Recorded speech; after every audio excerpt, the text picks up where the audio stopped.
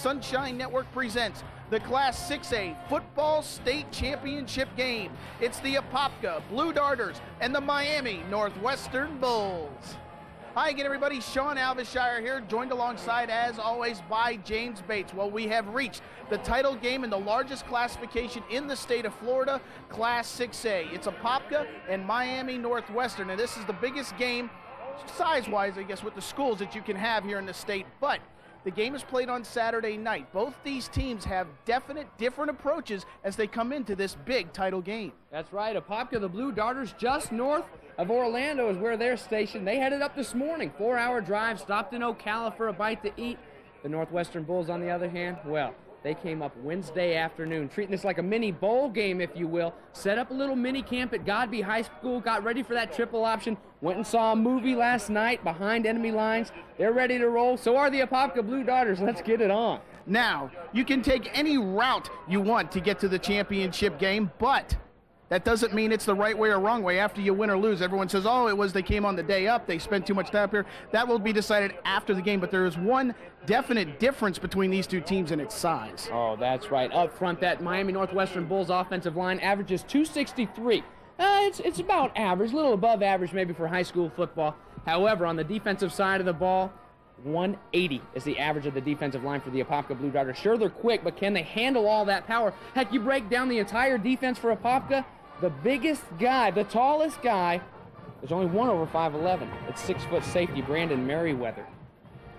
What does that tell you? You know what else they have to deal with, Sean, is that Miami swagger. Like it or not, you talk about the swagger the Miami Hurricanes used to have. They've got it back now. These Miami high school kids, they've got it. I went to school at Florida, met a lot of these high school guys coming up from Miami. I was like, who do these guys think they are? We haven't even played yet. They think they're bad. Most of the time, they are bad, but so are the Blue Darters. We're in the 6A state championship game, and everybody's pretty good. And, James, these guys are fired up. We haven't even kicked the ball off, and these guys were talking to each other a little bit. Not the players. The coaches, they're ready to kick this one off. We're 48 minutes away from crowning a Class 6A champion. It's Apopka, it's Miami Northwestern, and it's next right here on Sunshine.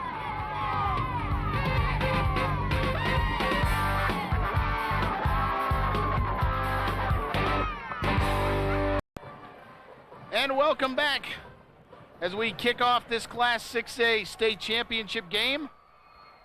Northwestern kicks the ball off to the Apopka Blue Darters. The ball goes out of bounds. So Apopka's going to have excellent field position to kick off this 6A state title game. And how ready are the Northwestern Bulls to get started? They didn't even wait for the cameras to start rolling. You didn't miss much, though. Just went right out of bounds about the 45-yard line. So Apopka will start with good field position.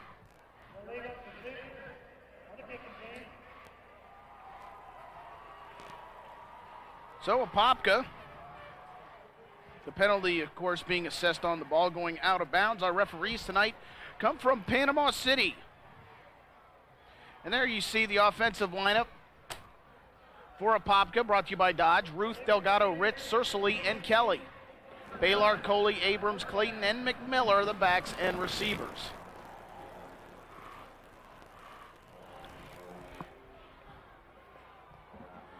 First and 10.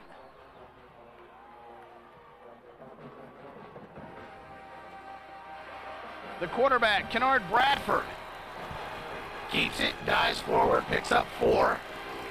3 or 4, depends on where his knee came down. Sean, right away, notice the splits between these offensive linemen for Apopka. Very different than anything we've seen all weekend. Charles, Seller, Sills, Dixon, and James up front for the Bulls. Smith, Grant, and Waiters are the backers, and Bain, Asbury, and Frank Wewo in the secondary. The defense brought to you by Dodge. With those splits so wide, the feel is that you can get a better angle on some of your blocks. Some of these angles will be crazy all night long. The wing T, triple option, we'll see. On 2nd and 7, the Darters going nowhere. Steve Baylart, the fullback, finds a load of gold jerseys in front of him. Rick Darlington, in his 3rd year as Apopka's head coach, a great record, 30-8 since taking over the Darters, coming over from Eustis High School, right up the road from Apopka. Actually still lives in Eustis. Makes the trip about a 20-minute, 15-minute ride down into Apopka to take over the 6A Darters. 3rd down and 7. Bradford throwing, looking, Nearly intercepted, nearly caught, incomplete. And on the first series, you can just see the speed of the Northwestern Bulls. They're getting after it. Now this bootleg, the sprint out pass is something that the Blue Darters have done a lot more recently as we take a look at the head coach of Miami Northwestern, Roland Smith Jr., his first year. He's a Northwestern grad, played for the Bulls. But the Blue Darters have been rolling out. They've been throwing it a little bit more as of late. Jeff Blackman punting it away for Apopka. And it's going to take a sideways bounce and go out of bounds at the 23-yard line. And that is where the Northwestern Bulls will start on offense. Only a 29-yard kick. The offense for the Northwestern Bulls brought to you by Dodge. Up front, Snelling, Simmons, Williams, Jones, and Clark. The backs and receivers, Jackson, Brennan, Jones, Evering, and Robinson. And the quarterback will be Derek Willis, the 5'11", 175-pound junior.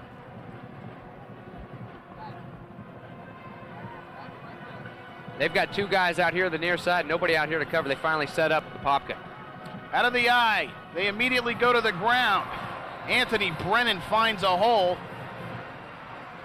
And he's very close to a first down. Apopka's D, Peoples, Bradford, Doby, and Taylor are the front four.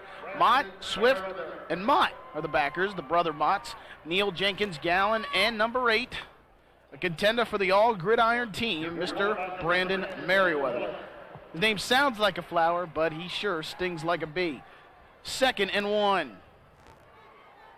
A lot of shifting early by the Bulls, trying to confuse Apopka's defense, something we haven't seen too much, at least we did in the Soul Bowl with these two teams. Out of the eye, going to the ground, Brennan breaks into the secondary to the 39, first down Bulls. Well, the Checkers' keys to this Class 6A championship game for the Bulls, Charles must be in Charles. That's right, Charles in charge. That's Torian Charles, number 11, the D end. He must throw his weight around and put your weight into it. You can see the size differential. James mentioned it earlier. For the Apopka Blue Darters, to the Swift, go to Spoils. Watch number 2, the middle linebacker, Othello Swift. Coach Darlington calls him the best linebacker he has ever coached. And he's going to need a good defensive performance from Mr. Swift and the Darters in this game. 1st and 10 for Northwestern. The quick hit to the fullback. And Albert Jones powers his way down to the 46-yard line. Harold Bruner is tonight's referee, followed by Bruce Briegel, Gerald Goodman, Ed Williams, Jack Oglesby, and David Jacobs. As I said earlier, the officials tonight come out of the Panama City area. A lot of speed on both defenses here tonight. You've got to be careful not to overrun things. And with that, the offenses know it. They'll try to put in some plays where you get them going one direction, run yourself out of a play. 2nd down and 3. They keep it on the ground. Brennan should have enough for a first down. And Sean, with that in mind, I've been watching Derek Willis after he's handed off every time. He's done a great job of carrying out his fake around on the bootleg, and nobody's been there for him. And the Miami Northwestern coaches will take note of that up in the booth. I wouldn't be surprised if they sprung a bootleg on him before too long, because nobody's there to contain that quarterback and make sure he doesn't have the football. As we continue along in the game, we'll talk about a philosophical change that the Bulls have made, and they did it quite late in the season. They did it in a playoff game against Homestead. We'll get to that in just a minute. Now they go out of the one-back set. A couple yards picked up by Albert Jones. It'll bring up 2nd down. The Northwestern Bulls are a team that love to attack the field. They love to throw the football. They're a cocky team. They believe they can beat you through the air using their speed, and they like to use it, and they like to show it off a little bit. But in the middle of a game against the Homestead Broncos, a playoff game, they were trailing 14-13 at the half, and they changed at halftime, said, you know what? This passing stuff is getting us into trouble. They lined up in a power eye, and they started pounding people, and since that time, they have really controlled the line of scrimmage.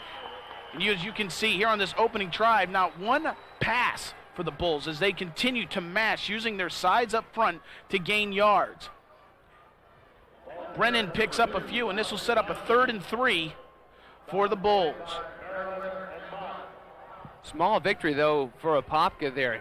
They were running it at will. The Northwestern Bulls were, and finally, 2 plays in a row, they get about a 2-yard gain. So you're looking at a 3rd down now, big 3rd down for this Blue Darter defense. They need to come up strong here. I formation, they go to the ground once again with Brennan. And the Darter D bends, but this time they do not break. 4th down. And Sean, this is a huge stop. First off, Northwestern gets the ball and they overpower, get down the field. And this is the example of why Apopka can be so good and so dangerous on defense. They shoot the gaps. They're all smaller than all those Northwestern Bulls, but they're a lot quicker at the same time. Sure, they give up a lot of weight, but they've got a lot of speed up on them. Northwestern coach is saying this team's a lot like a Dade County team. A lot of speed down there in Dade County. Up in Apopka, reminding them of the Miami guys. The Apopka Blue Darters decide all of a sudden to call timeout. Cato Mott. He doesn't need the Green Lantern anymore. He's working alone, and he calls a timeout on his own as well. We're going to take a quick timeout with 6:25 remaining here in the first quarter of the 6A title game. We're all knotted up at 0. Come back.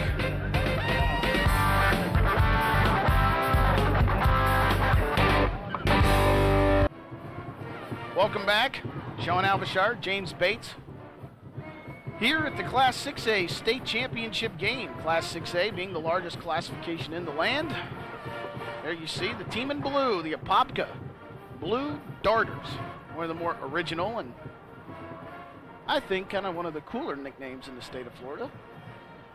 Blue Darters. Sean, Apopka's got to come out in a punt safe right now. Miami's got the punt team on, but you've got to be careful in this situation. 4th and short in your own territory. Just play it safe. Derek Willis will be handling the punting duties. Artis Neal back. High snap, but Willis catches it.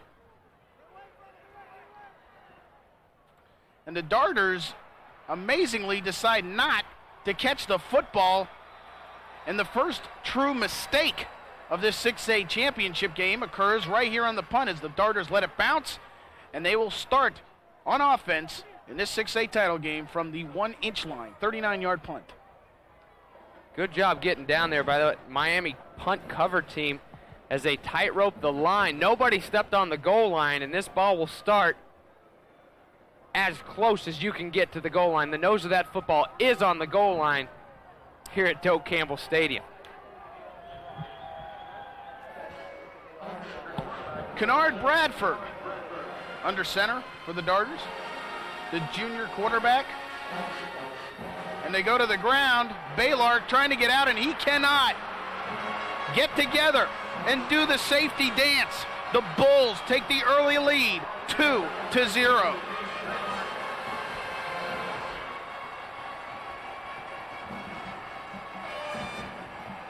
And who scores first in this big 6A state title matchup? The 71st Street defense. Big hit there in the backfield to stir things up, and then Leo Waiters cleaning up things. Number 8, the outside linebacker, 6'2", 220-pound senior, sealing the deal. 2-0 Northwestern, just like that. Coach Darlington, sure he's upset about the safety, but he really has to look back to that punt. You have to catch the football.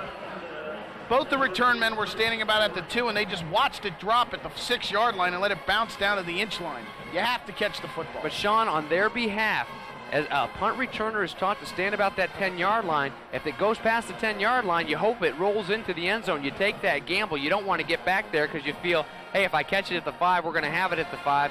You figure what's the difference between the 1 and the 5, and you just hope it rolls in. That time it just took a lucky Northwestern bounce, and the Northwestern players did a good job of making sure they didn't stand in the end zone. So on their behalf, wasn't too bad of a mistake for the Apopka Blue Darters, just lack of luck right there, you could call it.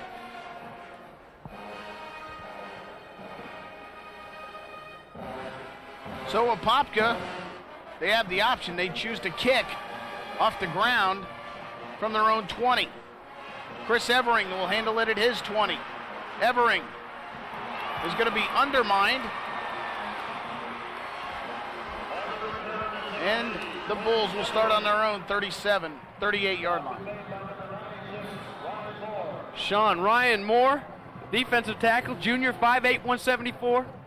Guy got down there faster than anybody I've seen all weekend long. A lot of heart. You can't measure the heart in some of these players. Ryan Moore just showed me something special. A lot of effort covering that kick. On 1st and 10 out of the eye, it's going to be Terrence Smith going nowhere. Stepping up is Cato Mott.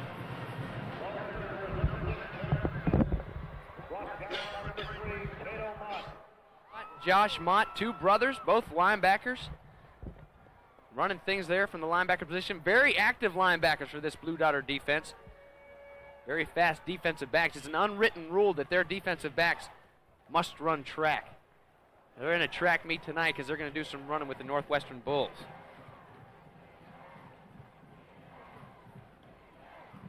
Second and 11. The Bulls have yet to throw a pass in this 6A title game, and now they commit their first penalty.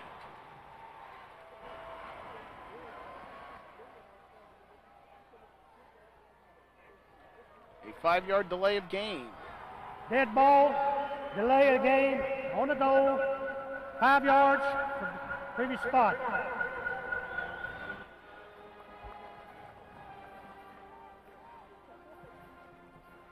So make it 2nd and 16 for the Bulls.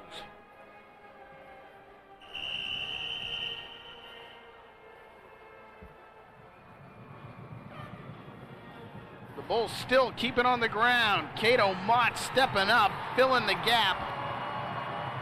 Dropping Terrence Smith for a loss. Two plays in a row, two great big plays by Cato Mott.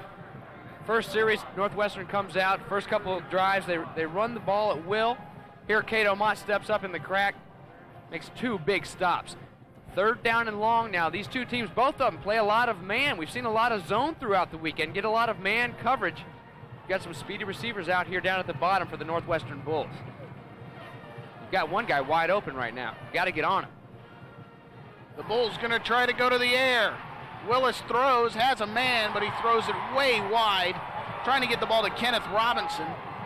Incomplete. So the Darters hold on defense, and they will force the Bulls to punt. There for a second, right before the ball was snapped, Apopka only had one guy to cover two down here on the near goal line. Finally moving out was one of the outside backers. Incomplete pass, forcing the punt. So big stop again for the Blue Darters. The fake. The Bulls try to go to the fake, and they had a man wide open. It looked like number 28 for the Northwestern Bulls, Phyllis Whitley. But Willis, who was also the quarterback, throws it too high. Whitley could not come down, and the Darters catch a break. And they will have 1st and 10. And you really have to wonder about that call. It was 3rd and forever, and they decide to go for, 4th and forever, and they decide to go for the fake punt. And if they don't get it, even if they complete the pass and don't get it, play field position. Sean, but if Willis hits him, we're patting him all on the back. If he hits him right there, it's a 1st down. Ball just a little bit high. He's wide open. Very close to a 1st down is Alan Abrams, brought down by number 11, Torian Charles.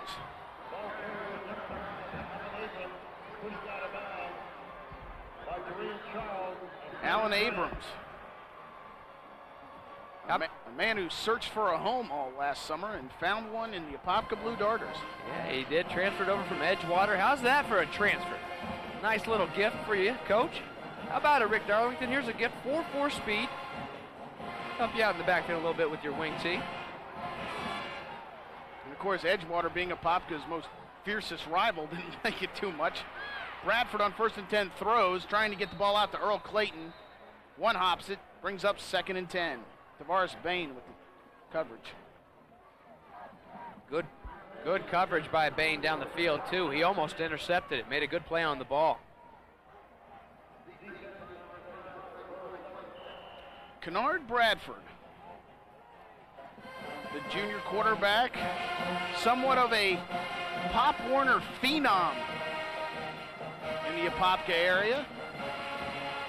He's thrown for 542 yards, 7 TDs, 1 pick. But remember, they run the option, so he's not going to throw a lot. And here they go to the option. Here comes the pick. Ball's on the ground. And amazingly, the Darters recover. Baylark ended up with the ball in his hands, but a couple Bulls had a shot at it. It looked like Big Tremaine Stills, coming from that defensive tackle position, actually had it in his hands and was on the way to the end zone almost. Ball bounces right back down like a magnet almost into Steve Baylark's hands. What a shame. Kennard Bradford, had that pitch been on the money, Steve Baylark had the corner turn. Baylark's numbers, nearly 1,400 yards and 19 touchdowns. A big beneficiary of this Blue Darter option offense. And what's amazing about this 6A state championship game is we expected a big crowd. We expected most of Liberty City to make the trip up from Dade County, and they're still coming in. For 350. Halftime is when they get settled. Does that surprise you, Sean? How many Soul Bowls have we done now together? You know, we're going to take a quick timeout. The Bulls lead the Darters 2-0. Stay with us.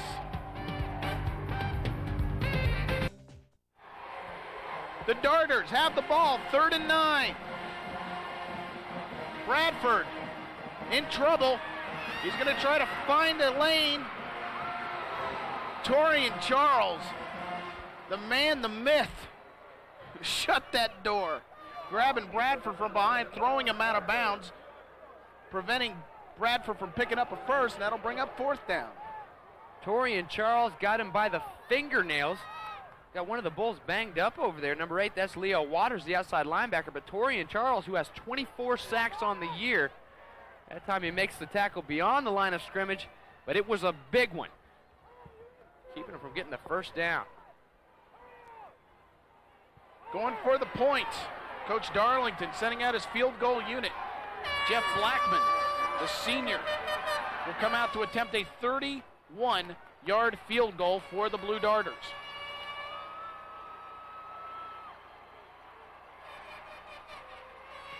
Field goal is up, and it is short and wide. During the regular season, Blackman only attempted 1 field goal attempt, and as you can imagine, he didn't make that one either. So the kicking game not good for the Blue Darters, and watching that kick, you almost wonder if they should have went for it on 4th and 2. That's right, and this FHSAA rule hurts you now, because if the ball goes into the end zone on a missed field goal, it automatically comes to the 20. That ball was lined up at the 14-yard line, moved back 6 yards just by missing the field goal try. College, NFL level, you started right there from where you kicked it. And in the pros, it's from the spot of the kick, correct? Not just the line of scrimmage. Yeah. I'm on top of things sometimes. 1st and 10. 3 receivers to the near side. Willis tucks it under. Quarterback sneak, picks up a couple. Conservative play on 1st and 10. Interesting. That maybe Kennard Bradford and company, maybe they're thinking they're just trying that, show them here's what you should have done. Of course, Coach Darlington probably would have if he had that size up front of the Bulls. During the season, Derek Willis, 21 rushes, 103 yards, 2 touchdowns. And a lot of that's been with a hip injury. Missed a lot this year. Bulls want to keep it on the ground. And the swarming, gnat-like Darter defense tracks down the running back, Terrence Smith, Josh Mott, Cato Mott. Cato Mott already with 5 tackles. The Mott brothers. Josh Mott this time, he came darting in there from the outside backer spot on the left side. He's the 4th leading tackler on the team. One of the hardest workers on the team, coaches tell us. How'd that commercial go? Johnny, I got the Motts. I got the Motts. Apopka's got the Motts. Checking the armband is Othello Swift, calling some of the plays from the armbands. 4 wide. Willis looking to tuck it under.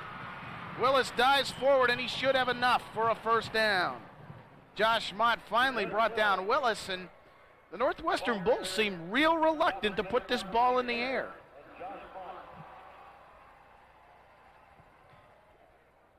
Derek Willis, he had 103 yards rushing last week.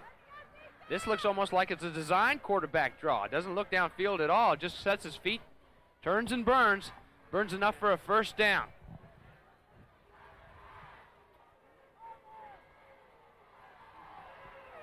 Three wide to the near side. Bulls keep it on the ground. Terrence Smith, no gain. And when the 98 version and the 95 version of the Bulls came up, they were a team that loved to throw the football. And today, the 2001 version, looking for the school's third state championship, very close to the vest here in the opening quarter. Only have tried to go to the air twice so far. They keep it on the ground on 2nd and long. And Terrence Smith finds very little room off the right side. Gain of a few, but it's still going to bring up 3rd and long. Glenn Peoples this time with the tackle for the Blue Darters. Some of the quickness starting to show on that Apopka side. Had trouble early. That time Glenn Peoples nice through. Got spun around. Just as he was turning around, found a running back sitting there in his path. Reached out, grabbed him, brought him down. Bringing up a 3rd down and long now. They're spreading him out.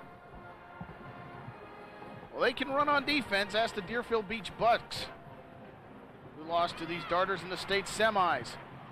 Gene Antoine makes the catch, gets up to about the 39-yard line, but it's still going to be about 1.5 yards short of a first down.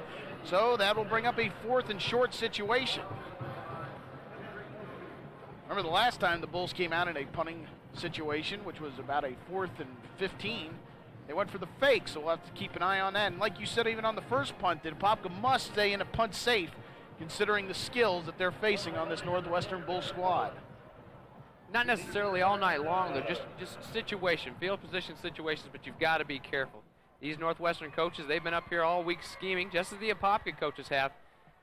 This is it. You put it all out on the table right now in the state championship game, though. We have some whistles, no flags. And actually, as I take a look up, you can see that there is no time left in the first quarter, so we have come to the end of the first quarter of this Class 6A state championship game, and we have a baseball score.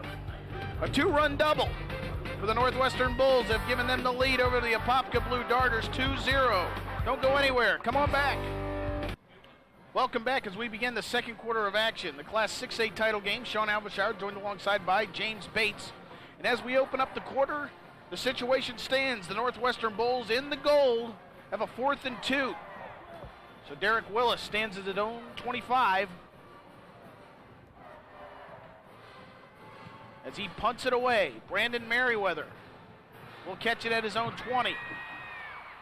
And Merriweather gets run into by his own man and gets dropped at the 25. 41-yard kick from quarterback / punter, Derek Willis. Melvin Screen with the tackle.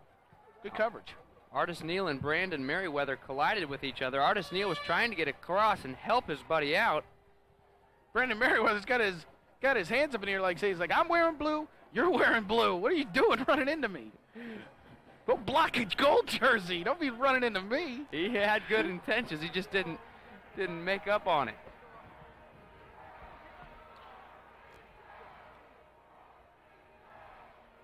So with the ball resting on the 25, 1st and 10 for the Blue Darters. Abrams in motion. Bradford keeps it. Gets across the 30. Gain of about 5. Bring up 2nd down. Sean, another reason this Northwestern team wanted to spend so much time preparing for this game, they don't ever see the triple option. They used to. Southridge used to run it. Not anymore, so they had to walk the scout team through it more than they had to walk the defense through their assignments. It took forever to teach the scout team how to run the triple option this week here at Godby High School. 2nd down and 5. The pitch out to Antoine Coley, and they're waiting for him. Guess who? Charles in charge. You're going to get that quick pitch out to one side and try to beat somebody to the corner. How about trying the other side away from Torian Charles? But then you got to deal with his brother, Darian Charles. Torian Charles almost overruns it. He's out there so fast. So much speed there at that defensive end position for the Bulls. Big number 11, 6'3", 230 pounds. One of the best defensive ends in the country you're looking at right there, wearing the number 11. Tell you how good he is in 6A voting for Player of the Year. He finished second. Bradford in trouble, throws it as a wide open receiver. Theodis McMiller. McMiller still on his feet. McMiller in a foot race. Touchdown Darters.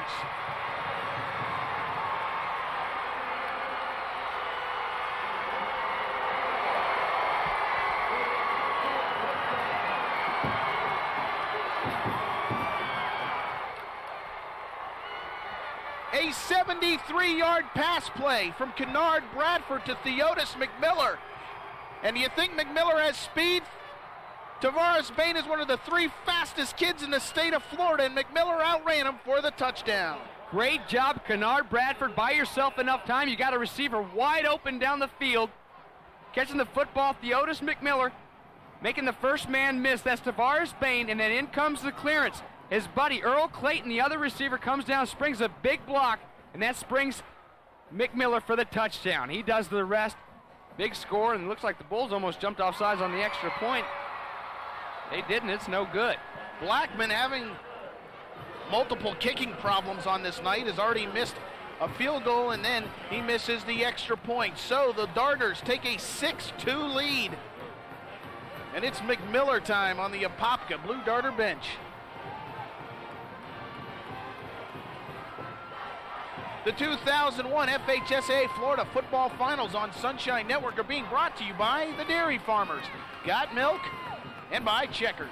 You gotta eat.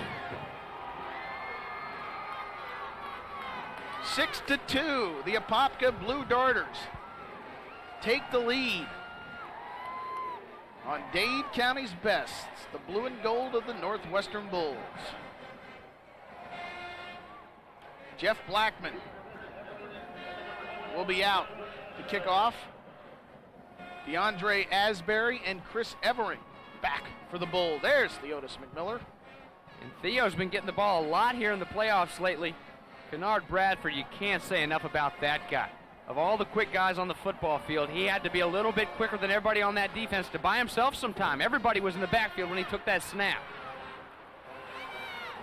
And DeAndre Asbury gets drilled at the 20-yard line. To the Swift, to the spoils. Othello Swift laying the lumber, announcing his presence with authority. I think that smarts a little bit. Very smart young man. His grandpa, the assistant principal, Othello Swift. You got to stay in line when your grandpa's running things there at the school. It's always the assistant principal, too, that's a disciplinarian. You know that? No, I did not. Yeah, well, they used to always get on me when I was in high school and junior high, so I always thought so. Spend a lot of time in that assistant principal's office? We won't get into that. 3 plays, 75 yards, 73 of it coming on one play to McMiller. Terrence Smith being surrounded by blue jerseys. Glenn Peoples. He's a man of the peoples right now with the tackle.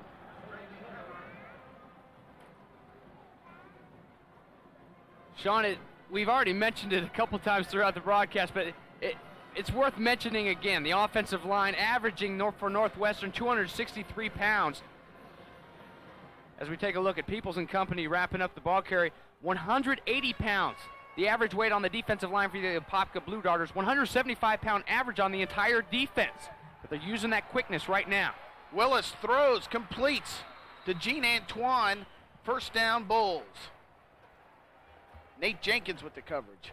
And that's the first time that the Bulls have really aggressively have gone to the air. And they pick up, it looks as if they picked up a first down, but hang on a minute. The flags come out.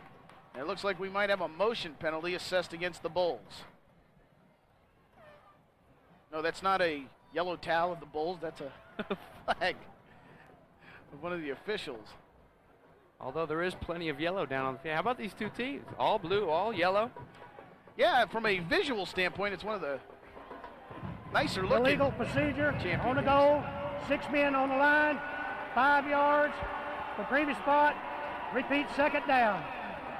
Mental mistake. Oh, wow, Sean, that hurts. Gene Antone runs a great route. Nate Jenkins on the coverage was with him stride for stride. Antone breaks it back right at the sticks. Beautifully thrown ball waiting on him right there. That's one of the things you can't have happen in the 6A state championship game. You played an entire season throughout the playoffs. You should be crisp when it comes to mental things like that, especially when you've come in early and worked on just about everything you could with that little mini camp that they went through. So on 2nd and 16, Terrence Smith breaks it into the secondary. He's able to get closer, if not past, the original line of scrimmage. Brandon Merriweather, his 5th tackle of the ballgame from a safety spot, makes the stop. And one thing that'll be interesting to watch, do the smaller guys get worn down by the big guys pounding on them the whole game, or do the big guys get tired of chasing the little guys? Exactly.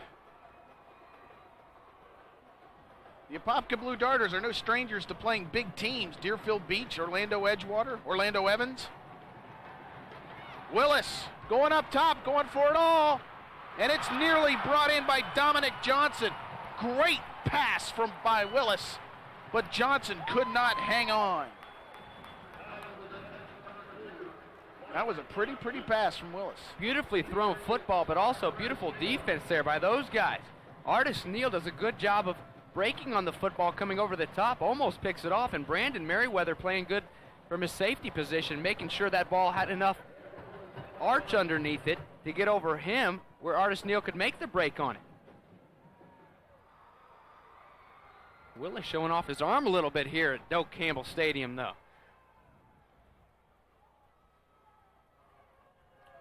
Derek Willis punts it towards Brandon Merriweather. Merriweather will let it bounce, and it will be downed at the 30-yard line by the Bulls. Tony Green down there downing it. 47-yard punt by Derek Willis. 8:23 remains here in the first half of the Class 6A title game. Apopka leads the Bulls 6-2.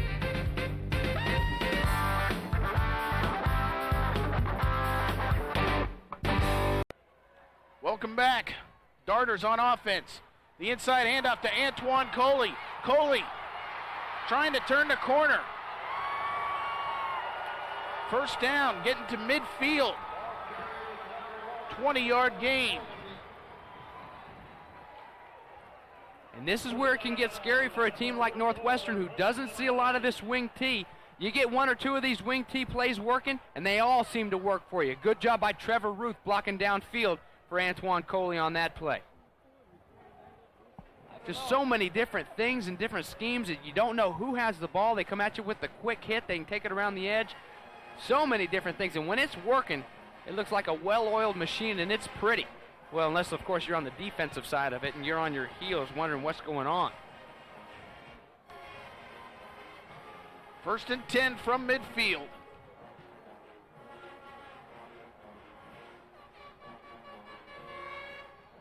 They go to the ground with the fullback Baylark, and a host of Bulls are waiting. No gain.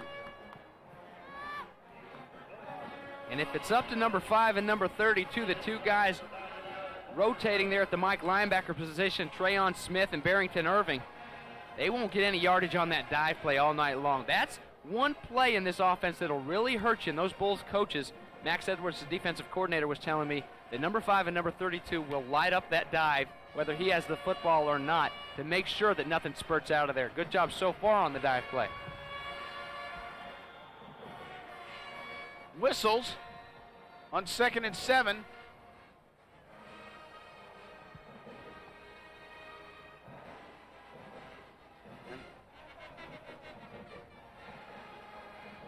We have a dead ball, delay a game, equipment violation on the blue, 5 yards. Another mental mistake, this time by the Blue Darters. Got to think maybe a guy didn't have his mouthpiece in or something. Can't afford little knick-knack penalties like that to kill a momentum that you've got going on this drive. 2nd and 12. Bradford keeps it, crosses midfield. That'll bring up 3rd and long. The Apopka Blue Darters don't carry a whole lot of history into this game. Orange County has not fared well. And you would think, as city the size of Orlando and the talent of Orlando, they would have more state championships, but the fact of the matter is they have 1.5, 2 maybe if you consider a tie a championship. Back in 91, Orlando Evans tied Miami Southridge, and you have to go back to 1970. Bishop Moore over Quincy Shanks in the Class A game to find the only 2 times Orange County teams have won a state title. Bradford, buying time, gets rid of it, and Bradford using his speed to elude the sack and save a lot of yardage, and bring up 4th and 7. This time it was Dorian James on the other side of the ball. One of the defensive ends that almost brought down Kennard Bradford, doing a good job of getting rid of the tackler and also getting rid of the football. Punt it away, play some defense. Jeff Blackman booms a punt, and it will bounce into the end zone. The gross will be a 47-yard kick for Blackman, and that'll be 27, however, as they'll move that ball out to the 20. So we're going to take a quick timeout here in the Class 6A title game. 6.5 minutes remain in the half. The Darters lead the Bulls 6-2.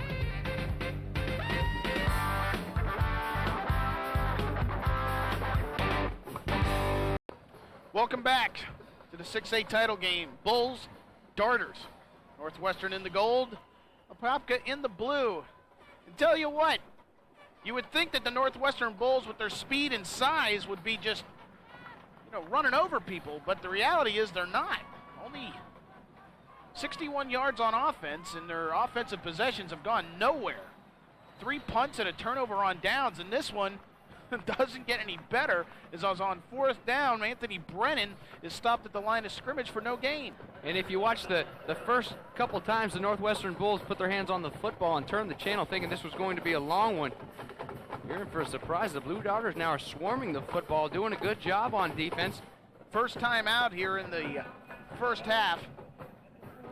They want to discuss this, and they really are trying to get revved up here on offense because they've been just short of futile trying to move the ball. When you get a timeout, you go over to the sidelines. The Northwestern guys looking in the eyes of the likes of Brett Perryman is over there. A guy named Horace Morris. Willis rolls out, has a receiver wide open, Chris Evering, but throws it slightly behind him, incomplete. That brings up 3rd down. Could you imagine Warren Sapp at tight end? He'd swim you right off the line of scrimmage. And then I could just see people hanging on him as he just churned his way down into the end zone. Oh, wow. I was talking to Gene Deckerhoff, who's been here all weekend long, the voice of the Seminoles, voice of the Bucks as well. And he said that Warren Sapp is, without a doubt, the biggest Apopka Blue Darter fan. He is so excited about his guys here playing in the state championship game that he's just giddy running around there. That's all he talks about. He's not talking about the upcoming Bucks opponents. He's just happy for his Blue Darters. Willis in trouble. He throws it. That was not a good idea, but he's no worse for wear. Incomplete. But Reggie Taylor had a beat on Derek Willis and nearly got the sack, and that'll bring up 4th and 10. And I think the Northwestern Bulls thought they'd be winning this game big because they seem a little bit stunned right now. And about the 10 to 15,000 people from Dade County are a lot really quiet, and I think they're stunned as well. I think they thought this was going to be more of a coronation than a state championship game, and the Darters had other plans. Willis, he's punted well, his longest being 47 yards, and this was a low liner. But it's going to get a Bulls bounce as Brandon Merriweather will let it roll all the way down to the 32. 48-yard kick this time. So Derek Willis putting up some massive punting numbers here in this game, but that's not the kind of numbers he wants to be putting up. No, and going back to your comment, Sean, it's that mentality. You're down there, and these guys, they really think that they're better than everybody they go up against. And they actually, before the game, down on the field, trying to intimidate Apopka a little bit. Apopka's not having it, so good for them. The smaller guys taking on the Giants from down there in Miami. And coming up, but on the same token, offensive line coach Michael Ross talking to him at the Northwestern Bulls. He knows these guys play with a lot of heart, and the whole Northwestern team expected it. Going to the reverse with Theodis McMiller. McMiller dancing his way down past the 35, and that's a whole lot of work to pick up about 5-6 yards, and that'll bring up second down. And you know what? Say what you want about trash talking. You know, it really, shouldn't have a big part in the game. But sometimes it's so original and so funny that you almost kind of just step back and have to laugh. One of the Northwestern coaches was standing there looking at the Apopka coaches, and he goes, "I owe you $1. They showed." I mean, that's wrong. I mean, that's just wrong. But that's what you're talking about. Their belief that they're just bring them on. Bradford crunched in the backfield. Dorian James this time, part of a bull sandwich, using Bradford as the meat.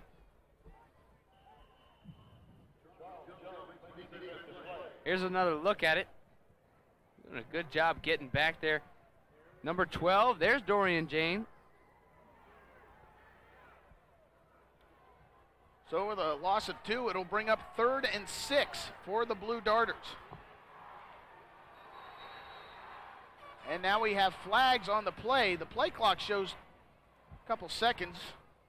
This came from the side judge. We might have a offsides or encroachment penalty.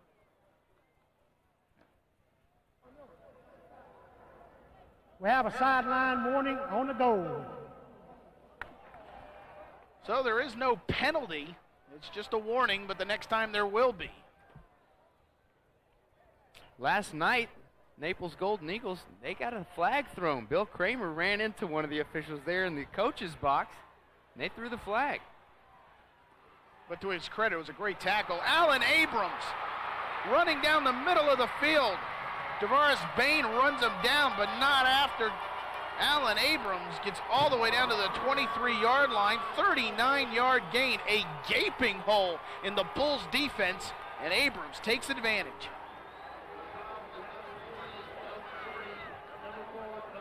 Another example of how this offense can be so confusing for a defense.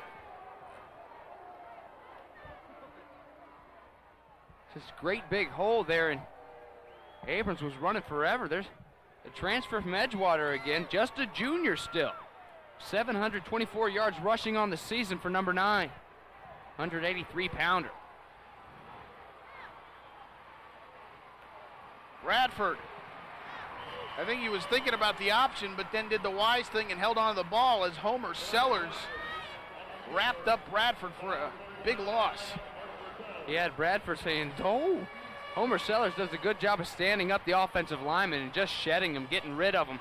This guy looks a little bit like Warren Sapp. And then running the open field down a very quick Kennard Bradford. Good job tackling the quarterback by number 99. That guy's just a junior, 6'1", 280 pounds.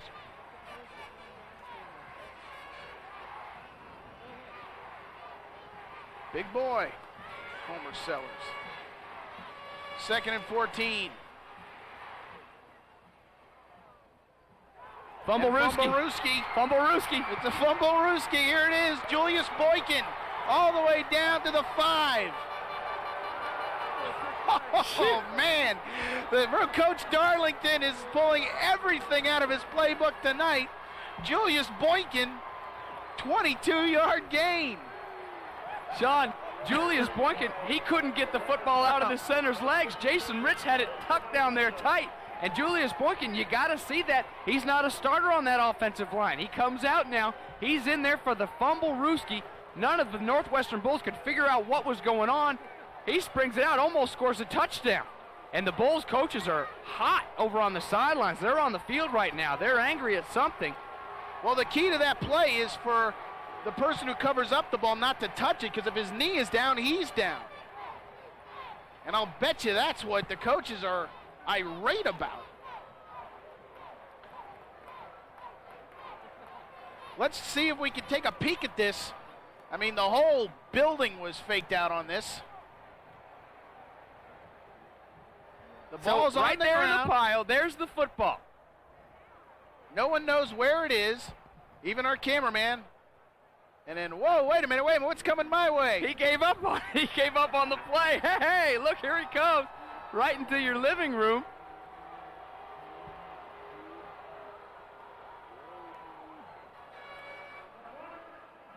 On the ground when they pick the ball up by rule, ball is dead there. Sometimes you'll see that in the pros, they don't do it. A couple weeks ago with Peyton Manning, he did the fake where they thought they were going to kneel it, and then he ran, but the officials were so confused by it, they actually blew the whistle. Sometimes you have to let the officials know before you do anything so they don't get faked out and then blow the whistle. So who knows what happened down there, but if the Darters informed the officials what was happening, but the officials says knee was down, so 3rd and 14. Bradford throwing on the wheel, has Antoine Coley, and he drops a certain touchdown.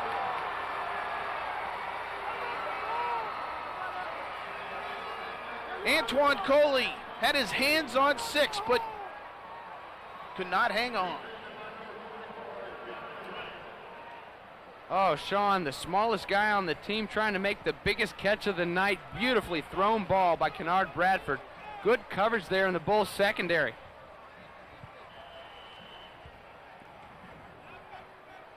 Perfect pass to Antoine Coley. And Coley just cannot hang on. Allen Abrams. Abrams lowers his shoulder down to the 5. Frank Wewo saves a touchdown. Melvin Screen came up with the ball, but Abrams was brought down, and 1st and goal for the Darters. And I'll tell you what, the Apopka Blue Darter offense, it doesn't matter where they are, they just pick up yards by the bushel. And you'd think that fumble Ruski brought back would take some wind out of their sails, but they spring the same play they did on the 3rd and long earlier to Allen Abrams right out the left side, and nobody from Northwestern has stopped that one yet. 1st and goal from the 5 for the Darters. We're under the 2-minute mark. Rick Darlington observing his offense. Abrams. This time the Bulls are waiting. Gain of about a yard. Homer Sellers, the 6'1", 280-pound junior, picking up his 5th tackle of the game. They go right back at it, and Big Homer, the strongest guy on that defensive line, teaming up with Leo Waiters for that stop. Abrams, 4 carries, 75 yards here in the ball game. That's a pretty good average. Somewhere in the 20-yard variety. We talked about that Northwestern swagger. How about Apopka's little swagger now? They're a pretty confident bunch. You're right. They got a little swagger to them. 2nd down and goal. Abrams, touchdown, Darters.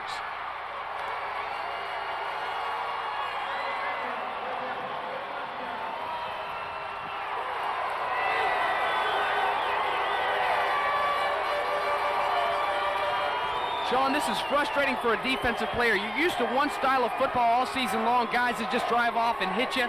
Well, now you've got a bunch of little guys scattering around and popping you in the mouth, and they're coming from all angles, and it's a different type of offense, and the Bulls are still on their heels, and now they're down 10 points, about to go down 11 if this extra point's good. Rather 2 points now as they're going for the 2-point conversion. 12-2 is our score. The Darters trying to make it 14-2. Bradford under center. He's going to try to keep it. He's got the 2-point conversion, and the Darters take a 14-2 lead with 1:06 remaining here in the first half of the Class 6A state championship game. An 8-play, 68-yard drive that took 4 minutes and 15 seconds off the clock and ended with an Allen Abrams 2-yard touchdown run. And Sean, how special is Kennard Bradford to this Apopka Blue Darter team? He's just a junior. You talk about all of his days there at the Pop Warner level. He would have been fun to watch as a young pup. He's still fun to watch here in the 6A state championship game. Great play call.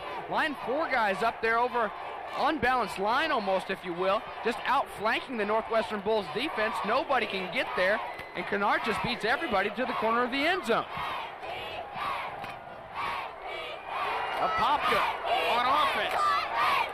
Their last 3 drives, they have amassed 171 yards on 15 plays and have scored 2 touchdowns. And it's amazing how many negative plays they had on those drives, and they just kept coming. They had the fumble Ruski called back. Then they have Antoine Coley wide open into he drops. Negative play. You're thinking, oh, the momentum's gone again. They come back with Alan Abrams. It doesn't matter. They just keep on coming. The Bulls having problems with the kick. It's one of the up men, Travis Harnster, picks it up, gets it out to about the 32-yard line. And Sean, the amazing thing about that is this wing T triple option type offense isn't the type of offense that you'd think would like to come from behind, that would like to get in the big down, third down and long type situations, and nobody really likes to, but they've had no problem with it throughout the night. The Apopka Blue Darters, one of the smallest teams ever to make it to the Class 6A championship game. Actually, Buddy Collins, the longtime prep authority here in the state, says they might be the smallest team ever in the largest classification state final in the history of the game. Terrence Smith hauls in the pass from Derek Willis. First down for the Bulls. 52 seconds remain. The Bulls only have one timeout, so they need to use the sidelines to stop the clock. Can the Northwestern Bulls strike fast enough to take it down? With this 52 seconds left, they may find something out about themselves here if they keep completing passes like that down the field, that they may need to change and go back to that throwing offense that you talked about that they had going earlier in the season before they scrapped it and went to the run, Sean. 3 wide to the near side. Willis rolling, completing it out to Chris Evering, and Evering steps out of bounds just short of a first down.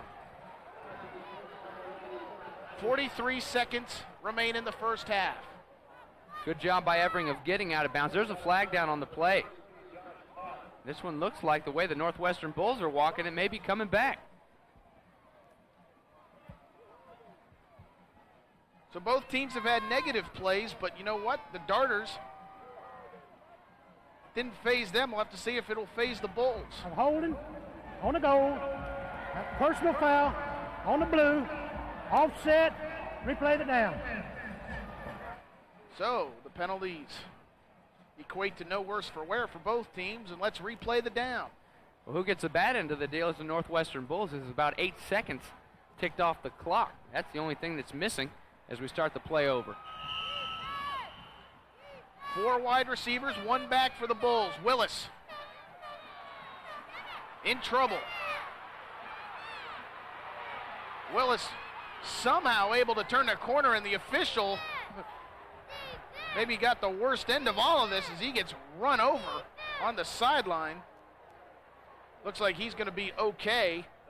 Willis picks up a couple.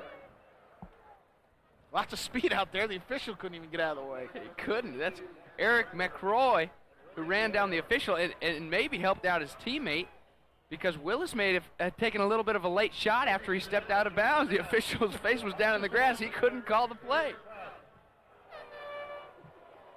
Good to see him pop right back up, though. Got to be tough in the 6A state championship, even if you're a Zebra. Willis throws, incomplete. Trying to get it out to Dominic Johnson, the junior. Throw is a little low.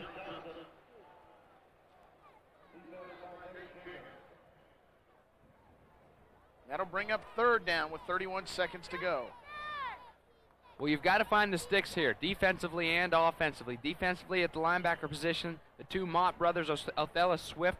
You got to know where that first down marker is. Don't drift. Find the sticks. Don't let anybody behind you. They play a lot of man coverage here on this defense. Going up top. And the ball falls into no man's land. 4th down. Somebody not on the same page with Derek Willis there. You have to assume that he was trying to go up top, trying to go to the takeoff route. Kenneth Robinson, number 1, I would assume was the intended receiver, but maybe the ball slipped out of Willis's hand or something and fell way short of Robinson. And even so, Kenneth Robinson, great coverage by the Blue Darters on Robinson. Maybe Willis saw that he was covered so well and tried to pull it back and just let it fly.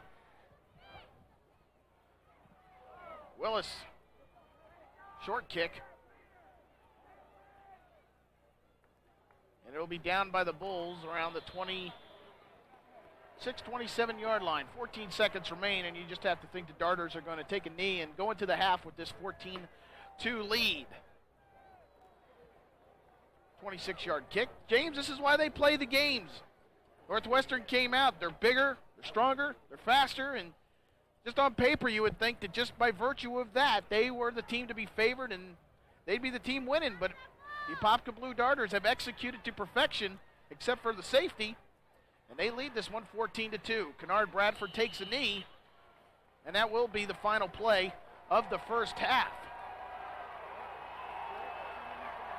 Not since 1991 has an Orange County team won or shared a state championship. That was when Orlando Evans did it. Time. Miami Southridge 22 apiece. Could 2001 return the big school trophy back to Orange County? We'll have to see. The Darters lead Northwestern 14-2. Welcome back as we get ready to start the third quarter of action between the Apopka Blue Darters and the Northwestern Bulls. Apopka leads 14-2. Let's take a look at the halftime stats, and wow is the only thing you can come up with. 191-76 in favor of the Darters. The Darters have pretty much done whatever they wanted to on offense, and they have shut down this Bulls attack. And that's 76 total yards for the Northwestern Bulls. The biggest shocker of the night, the Northwestern Bulls get to go in at halftime, come out here. They'll get the ball in the opening kickoff in the second half, see what kind of adjustments they made. They've got to put some offense together. They've got 2 points on the board. Obviously, that coming from a safety on the defensive side. You know, Gavin Dickey, what a great kid. I mean, what a super young man. And I'm sure our spotter, Thomas Bates, when he heard he was taking a visit to Georgia Tech, cornered him in the hallway there, getting all the info he could on Mr. Gavin Dickey.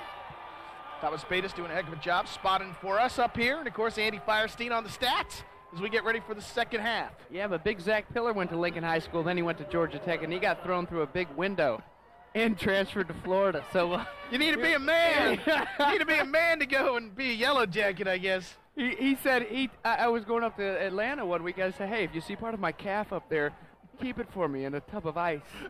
Here we go, Northwestern Bulls. Let's see what you got for us in the second half. Zach Pillar's a good guy. I don't know if you want to be telling stories out of school on Mr. Pillar. 1st and 10, the Bulls come out throwing. Chris Evering hauls it in, very close to a Bulls first down.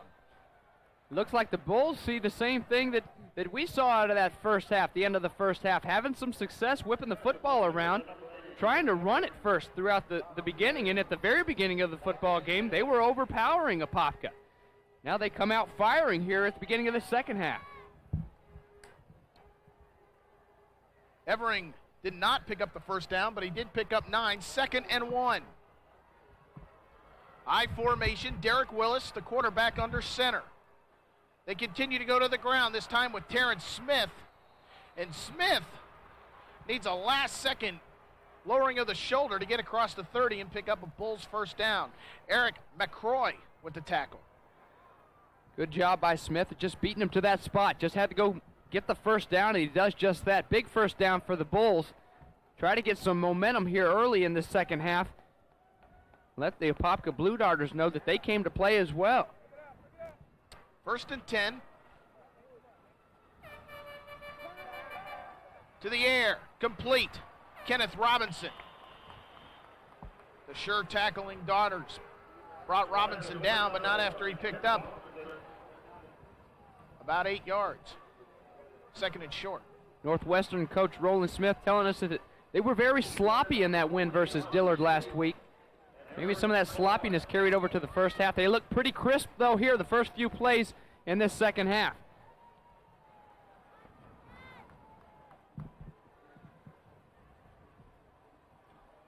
Second and 2. Whoa! Terrence Smith got knocked once, got knocked twice, and then Kedrick Doby slammed the door shut. 3rd down. Watch this replay. Looks like a pinball machine back there in the backfield. The Blue Darters coming in from all angles. Finally, there's 49 Kedrick Doby. He's very good versus the run despite his size, 189 pounds. All those guys up front, they're so quick.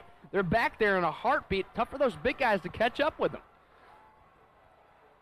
The quick out through Evering's hands.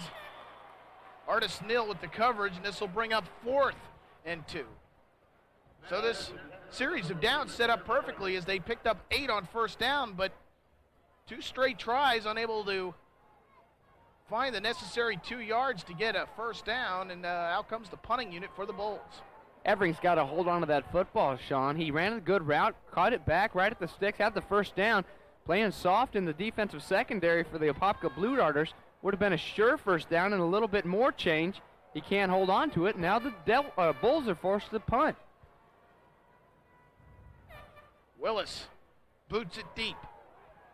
Looking for a Bulls bounce, but it's going to die around the 38-yard line of Apopka, and that's where the Darters will begin their first offensive possession after a very short 23-yard kick from Derek Willis.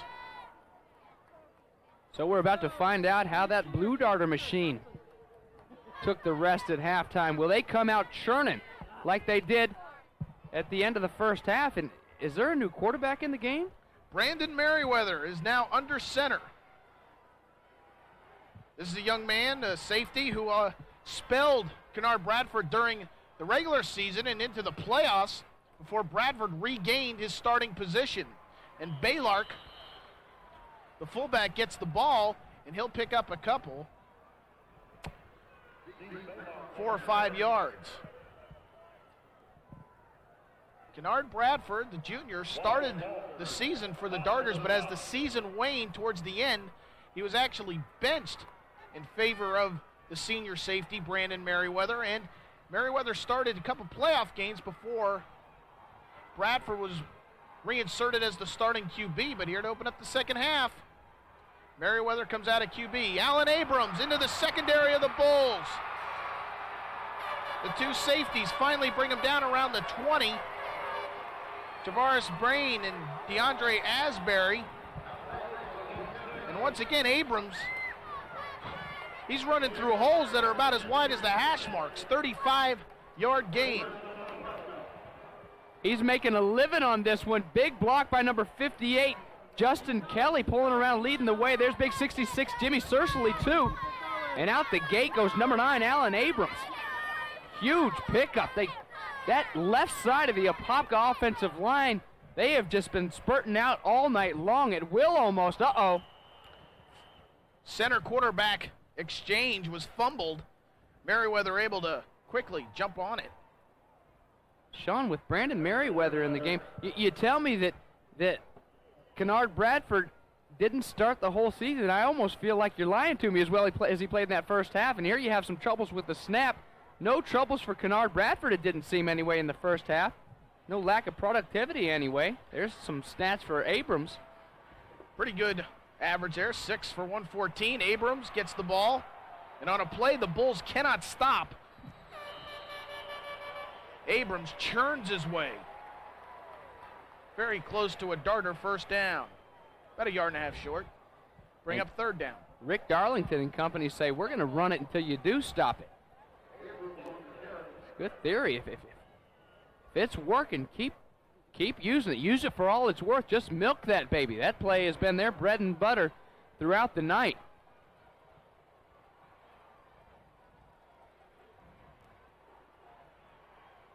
Third and 2. Baylark, touchdown Darters. And out come the flags as Steve Baylark scored the touchdown. He walked right over to DeAndre Asbury and just tossed him the ball. And out come the unsportsmanlike flags. That's the play Max Edward was most worried about, the defensive coordinator for the Northwestern Bulls. Up until that point, they had run it 4 times. They hadn't had much success with it. That dive has caused so much trouble for opposing defenses of these Apopka Blue Darters. Unsportsmanlike on the blue after the score, 15 yards, try for point. And this will make a very difficult extra point even more difficult, as Jeff Blackman is 0 for 1 on extra points, and he's already missed a 31-yarder. So now he's going to have to attempt a 35-yard extra point, and he's had his problems so far in this contest. Trayon Smith, Barrington Irving, two guys that Max Edward told me were the most important guys in this football game, tackling that dive. The one time they don't do it, it springs through for a touchdown, and a big touchdown to stretch the lead for these Blue Darters.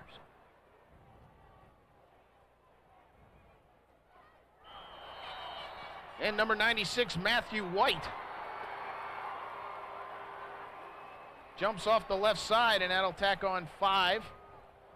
So, in essence, it'll be a 10-yard penalty. Dead ball, encroachment, goal, 5 yards, replay the down. And, of course, adding insult to injury, Blackman made the extra point. Was that Blackman behind the officials? Decline it. Yeah, Decline. no, we don't want it. That was a good kick. It was a heck of a leg. Good kick right through the upright.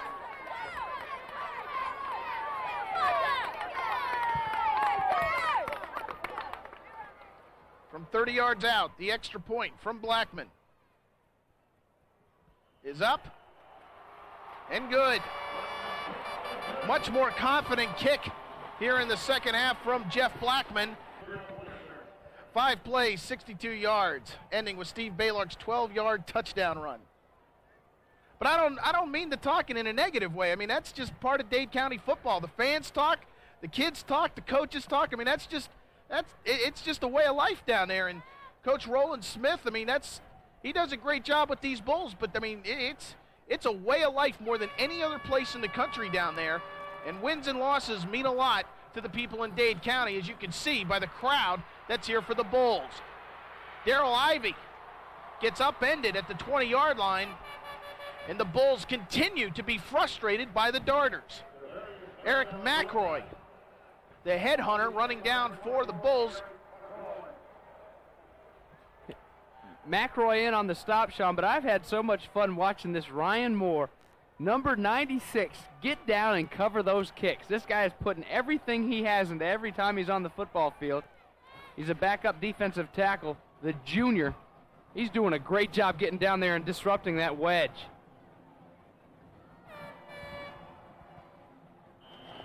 Complete to Kenneth Robinson. Ball will be marked on the 26-yard line. Brings up second down. And remember, Northwestern would have kept that drive alive had Chris Evering held on to that third down pass, and they keep trying to go back to that pass, feeling like they can have some success now in the passing game against the Blue Darters and their man coverage. The out pattern complete. Kenneth Robinson hauls it in. And now the Bulls look to have some continuity on offense. Another first down for Northwestern.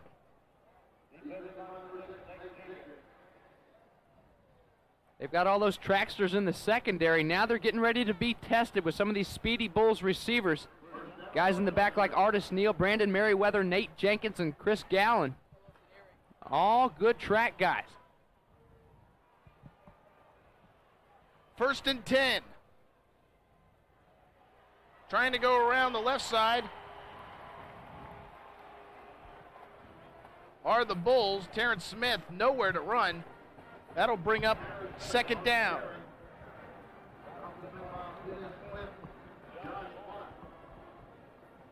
And when they decide to go back to the running game, they try to get outside.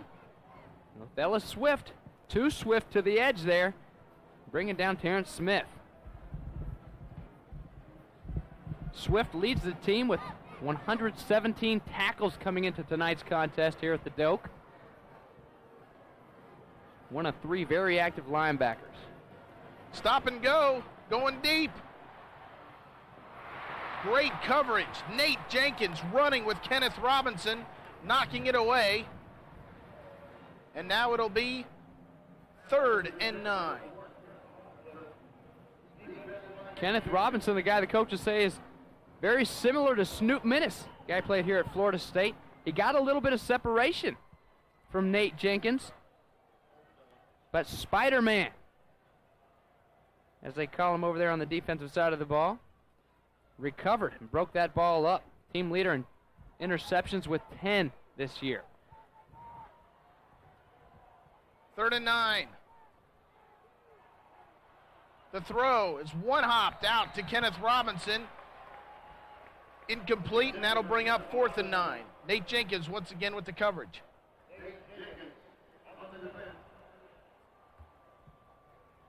.6:15 remains here in the third quarter, and the Bulls still frustrated on offense, trying to amass a drive. They have only been able to put together 106 total yards of offense in this game.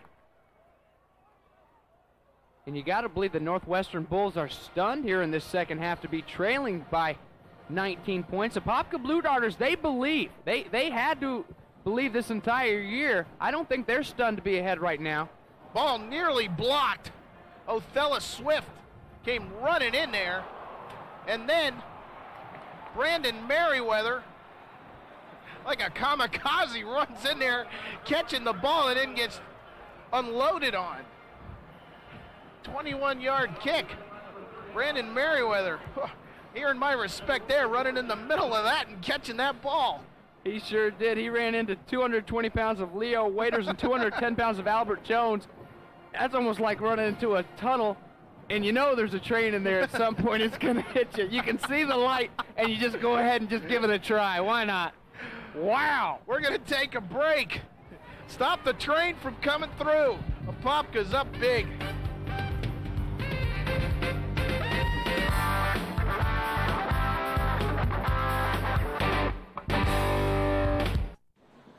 Welcome back to Tallahassee. The Blue Darters getting set to start a new offensive series. And these are impressive offensive numbers. They go to the option. Baylark around the right side gets down to the 46. It's no fluke that the Darters are up 21-2 on their 3 touchdown drives. They have been of 75, 68, and 62 yards. They have not had short fields. They have done it by driving against this incredible, quick and tough Bulls defense. You got to be tough when you're called the 71st Street defense. Moniker that Pedro Fontamora gave him from the Miami Herald. Ball's on the ground, and the Bulls pick it up. The Bulls pick it up. Trinaine Sills racing towards the end zone. Trinaine Sills is going to score a touchdown, and the Bulls are back in this 6A state championship game. 51-yard fumble recovery for a touchdown for Trinaine Sills. Coaches are really high on this defensive tackle, number 90, Tremaine Sills. They talk about his quick first step. Well, he had a quick first step here, and then he had a lot of quick steps after that as he raced to the end zone after picking up that fumble. What a huge play to swing the momentum back to the gold side.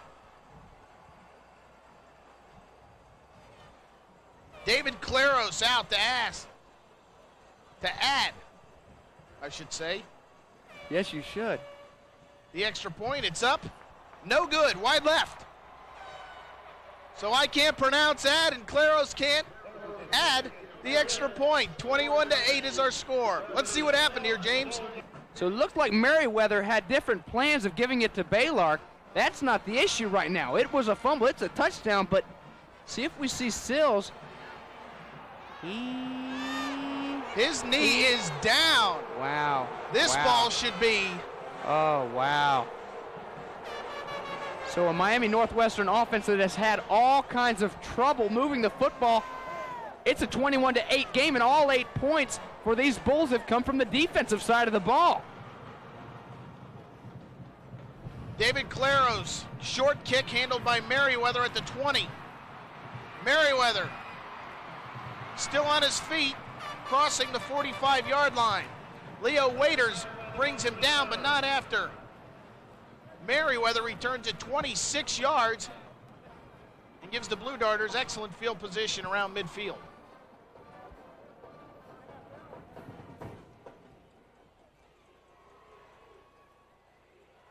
Sean, I'm looking down on the Blue Darters sideline, and I don't see number 7 down there anywhere right now.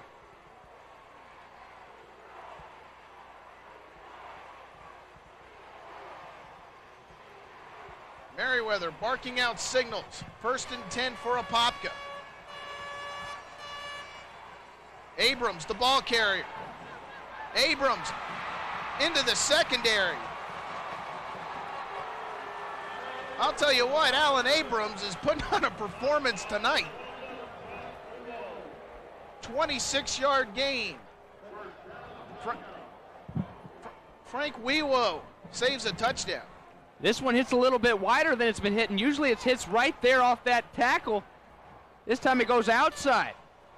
But it's the same result for the Apopka Blue Darters. Good blocking up front, and Alan Abrams does the rest of the work. 1st and 10. The bands are blaring. Inside handoff, Antoine Coley. Coley, race to the pylon. Touchdown Darters.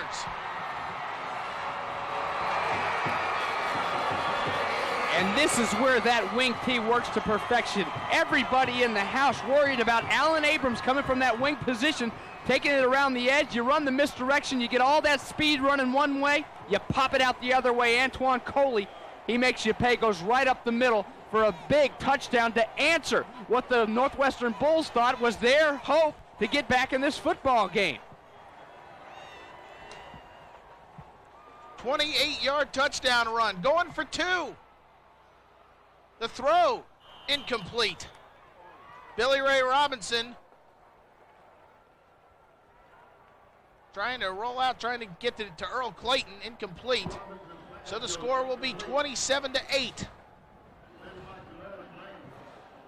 As the 2-point conversion is no good. Now watch this, Sean. You get everybody on the Northwestern defense. You see everybody flowing that way, trying to make sure this play that's hurt them all night long out that left side doesn't hurt you again. The misdirection, you bring it back across them. Everybody set up for their blocks, and Antoine Coley goes right into the end zone, untouched for a touchdown. 704 yards rushing this year. Those are the most important yards so far. That's for sure for number 1.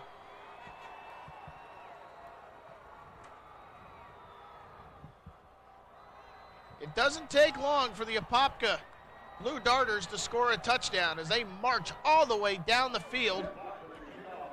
7 plays of 20 yards or more for Apopka this evening. Amazing. Who would have thought that against this Bulls defense?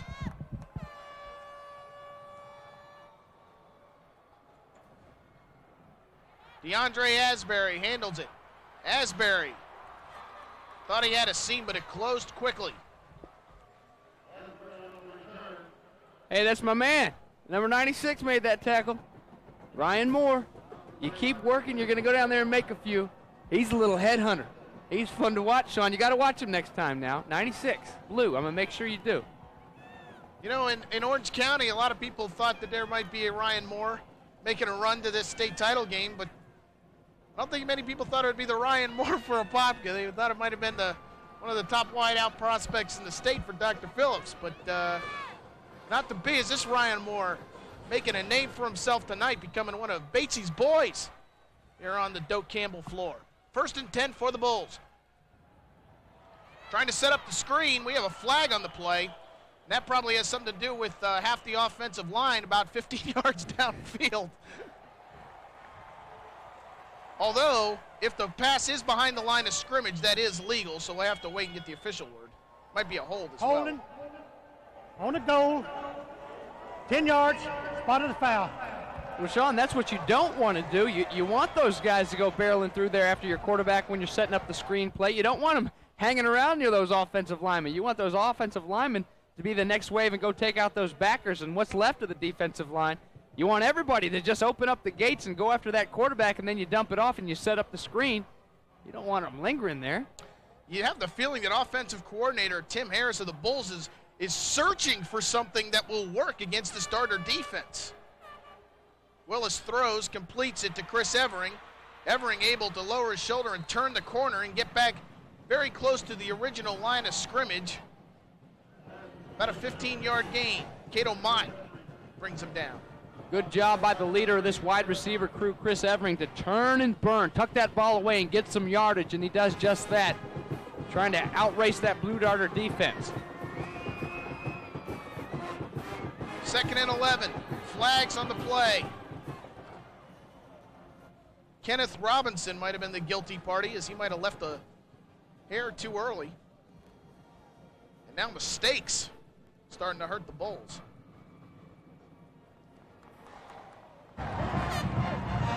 Dead ball, false start, goal, 5 yards, replay second down. Back him up 5, second down and 16. One way to kill a drive, you keep getting these little penalties. Trying to get something going for once offensively. The Northwestern Bulls have been shut out on the offensive side of the ball tonight. Willis in trouble, and he's drilled to the ground. Ouch. Glenn Peoples sticking Willis to the turf.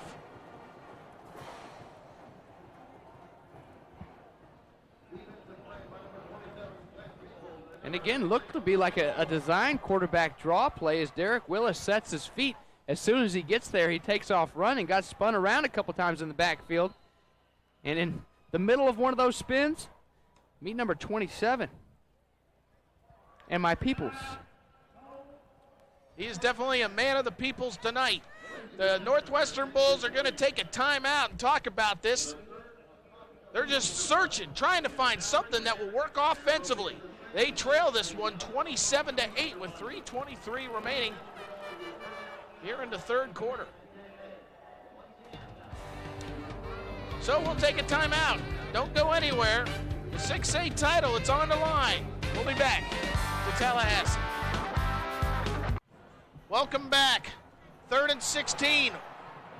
Willis buying some time.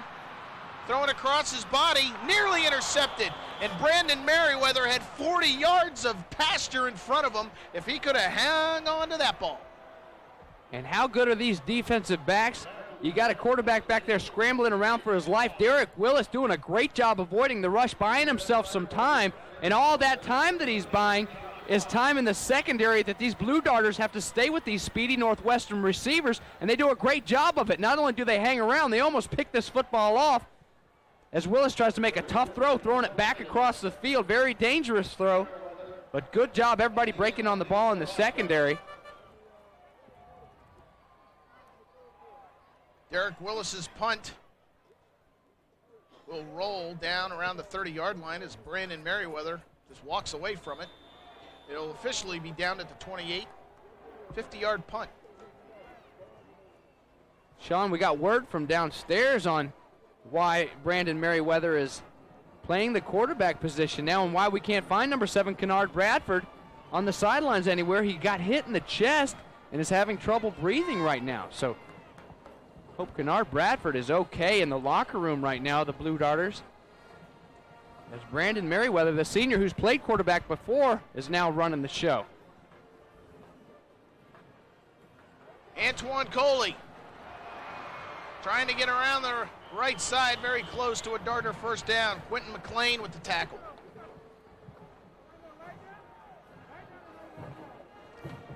And the Darters have the Bulls defense just flat out confused. They don't know where to go. Well, and Antoine Coley, he's got some flat out speed. He has to. You beat the Northwestern Bulls to the sideline and turn that corner on him, you've got to have some juice. He's got some blockers up front first. All 142 pounds racing to the corner there. Finally, he's run out of bounds. But a big pickup, almost a first down as they bring the sticks across the field. Coley, 55 yards so far in this game.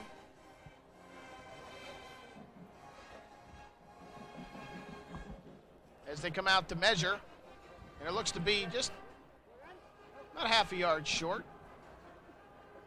The way the Darters have been on offense, that should be no problem. They've already amassed 239 yards on the ground, 312 altogether.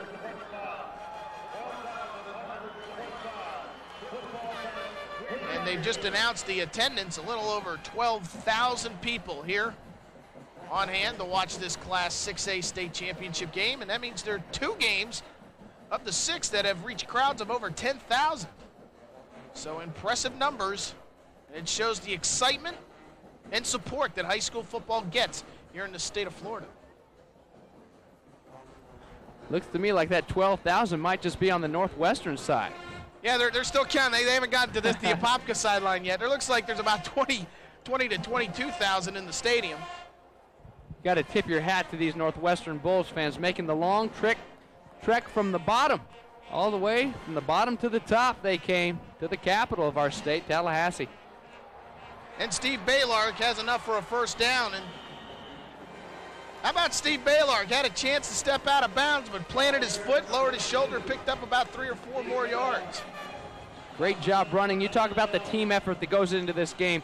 Earl Clayton is blocking into the whistle, the wide receiver. He's lined up wide, and he's out there blocking those defensive backs all the way, clearing the way down the field. The senior basketball player. Shoot, all these guys, these basketball coaches, they got to feel good for their guys, but hey, ready for them to get back out there and help the basketball teams out a little bit now. Inside handoff, Antoine Coley. And Coley gets down to the 41. Well, the basketball coaches were helped out a little bit this year, as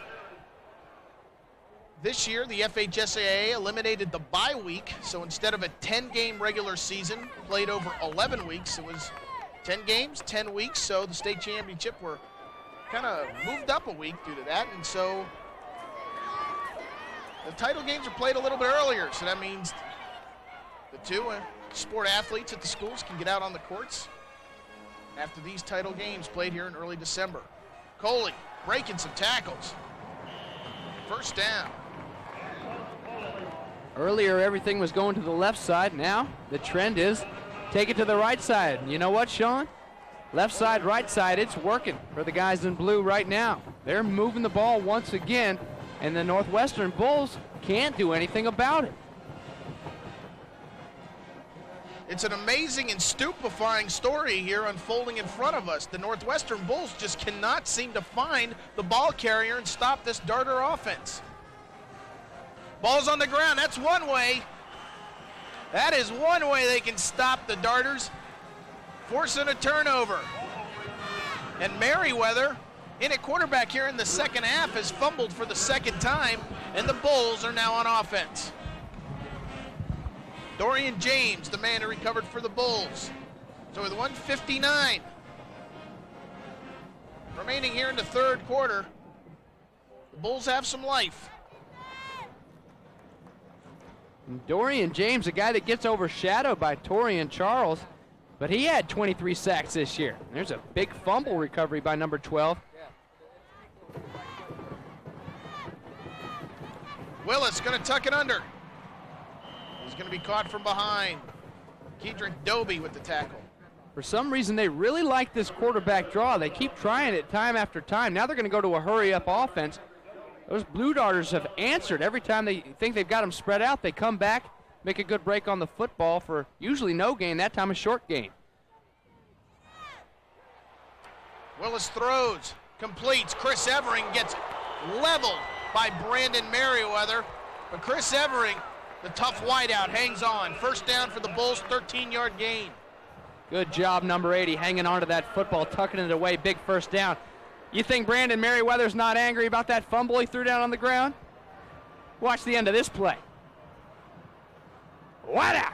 That's what you get. That's what kind of noise you get on that one. Wada. That's not just a woom, that's a wada. Willis. The hitting is fierce, but the Bulls are making a charge. Jared Oliveira, Reggie Taylor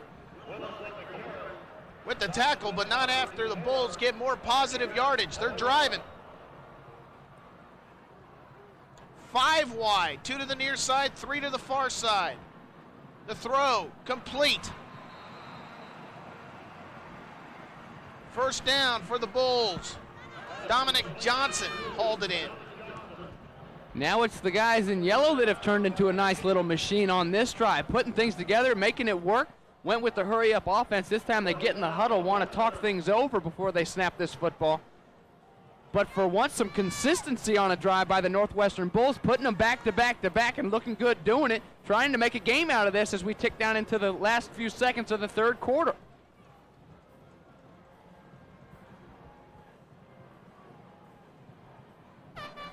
First and 10, Terrence Smith.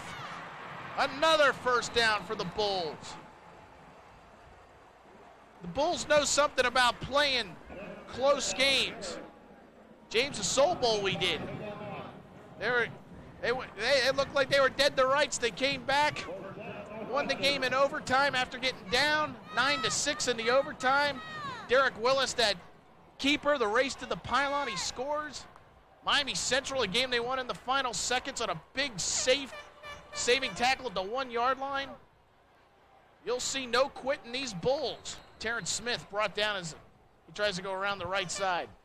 And the Bulls, once again, going back to what they're running at the last two plays, have been more inside. Earlier, they're trying to beat everybody to the outside. They found out the hard way. They couldn't beat the Blue Darters to the sidelines. Now they're trying to pound it a little bit behind those big guys and having some success with it. Willis can't find anyone open. Finally thrown to the back corner. Nearly intercepted. Nate Jenkins had his hands on it for the Darters. Incomplete. Nate trying to get his 11th interception of the year. He leads the team with 10. Just misjudges it a little bit. Kenneth Robinson, ball was intended for. The Northwestern coaches say will be the next great wide receiver at Northwestern. They've had some good ones go through there too. Antonio Bryant, one guy that comes to mind playing his football at Pittsburgh, and oh wow, he didn't misjudge it. He just didn't catch it. This has been the longest offensive drive so far for the Bulls, 8 plays. One for the end zone, and Willis overthrows his receiver, throws it out of bounds to be exact, looking for Gene Antoine, incomplete. And that time he had that man open. Kenneth Robinson had a few steps on his man. He threw it to the inside guy, and it was still overthrown. It looks like we're going to have a timeout of the Apopka Blue Darters calling a timeout. Situation is now 4th and 6. There you see the numbers on Derek Willis. Not championship numbers, 9 of 22 for 79 yards. And on his behalf, Sean, a lot of those have been drops. He's thrown a good ball throughout the night. Some bad, but quite a few good ones that have hit the hands of some of his receivers. They've started to catch him as of late, though. So big 4th down call here. Very important now to know where those first down chains are. Defensively, you got to know where they are. You can't let the guys, you can't drift as a linebacker. You're getting those drops, you keep everything in front of you, and you can't drift too far where those guys can cut it off right at the sticks and catch it for an easy first down right across the middle, which is the easiest throw for those quarterbacks. And as a wide receiver, equally as important to find the chains, run your route there. You don't want to run your route at 4 yards when you need 6 and get tackled and not get the first down. The quick out, incomplete. And the Bulls will turn it over on downs. Dominic Johnson, the intended receiver. Willis had him, just unable to connect. Looked like just as he was coming out of his route trying to hook up there, Dominic Johnson hit the grass, maybe slipping on this graph. It's pretty foggy in here now in Doak Campbell Stadium, kind of wet. And we keep talking about how as the games go on, this being the 6th game of the weekend, the very last game here in the championships, a lot of that grass is getting worn down. The Seminole head, almost all the way gone.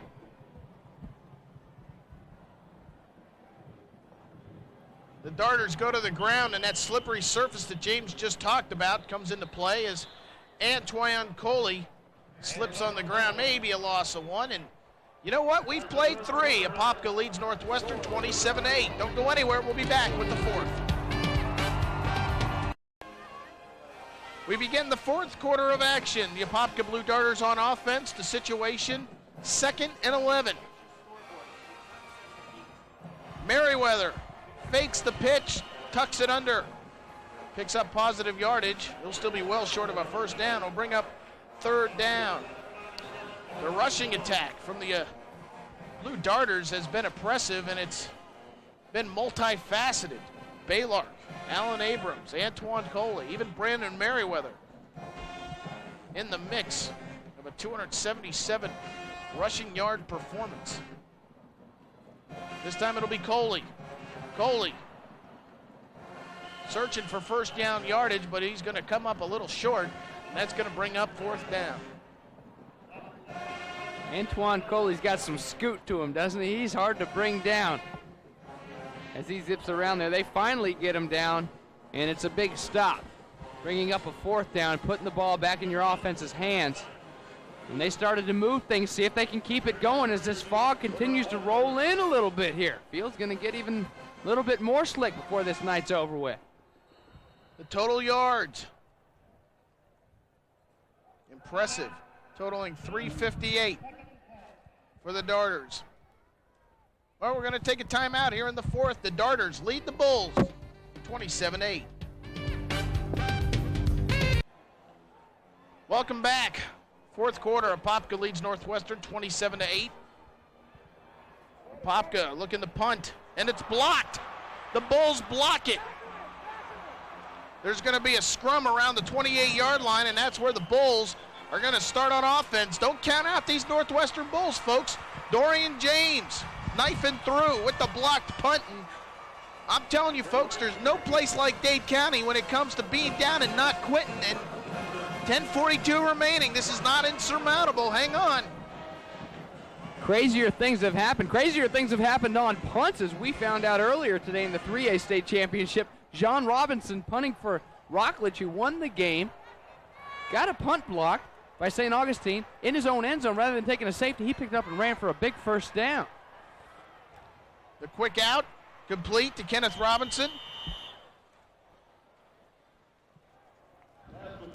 Robinson out of bounds around the 20.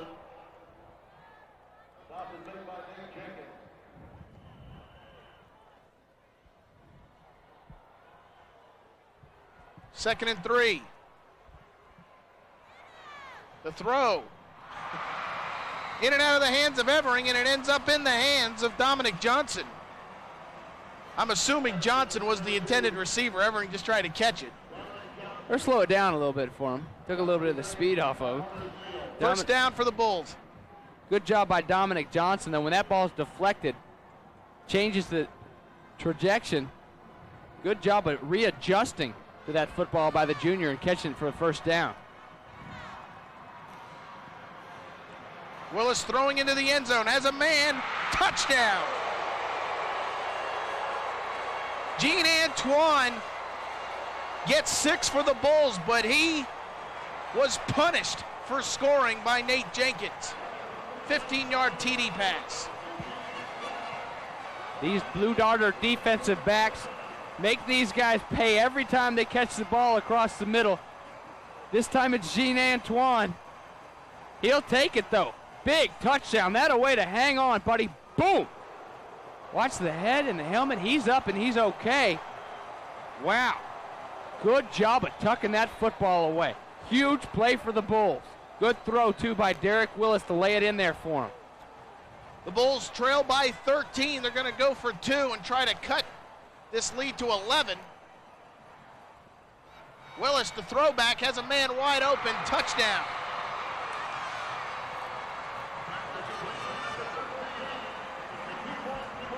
Looked like number 13 hauling it in. Clifton Dixon, the junior. 2-pointer good in 3 plays. 27 yards. And it only took him 31 seconds.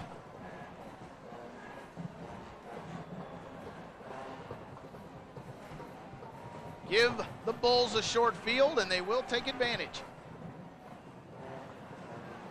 This all got started on a Dorian James blocked punt, and the Bulls were able to convert.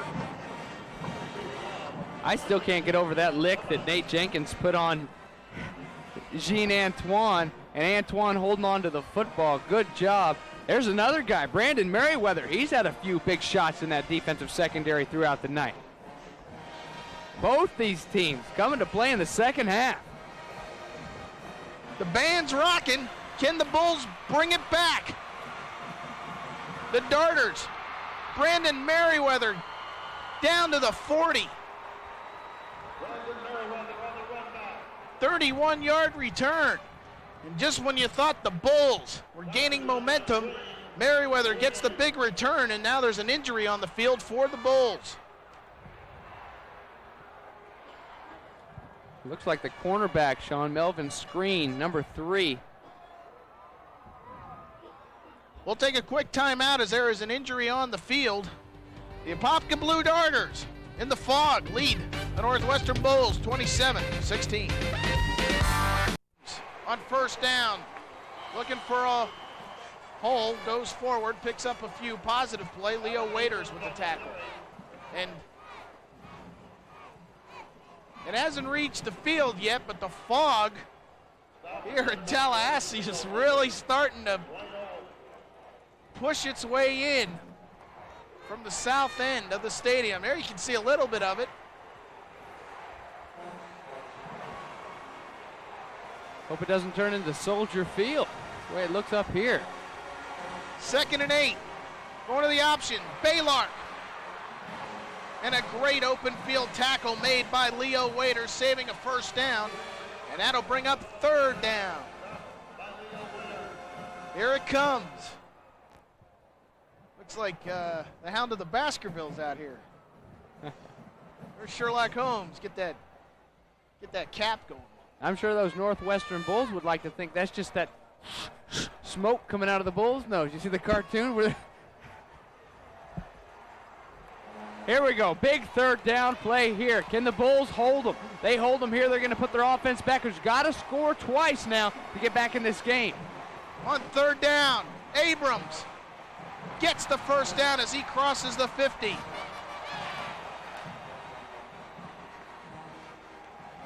Sean, these Blue Darters do not know the words give up. They have scrapped for everything they've gotten all night long. And just because I like this number so much, how about it one more time? 263 yards, the 263 pounds average on that offensive line of Northwestern, 180 pounds average on the defensive line for Apopka. That's just an example of what we've got here all night long. A lot bigger team are the Northwestern Bulls, but the Apopka Blue Darters playing huge right now in the Doak. The quarterback, Merriweather, keeps it as he crosses the 45 to the 44. Charles with the tackle.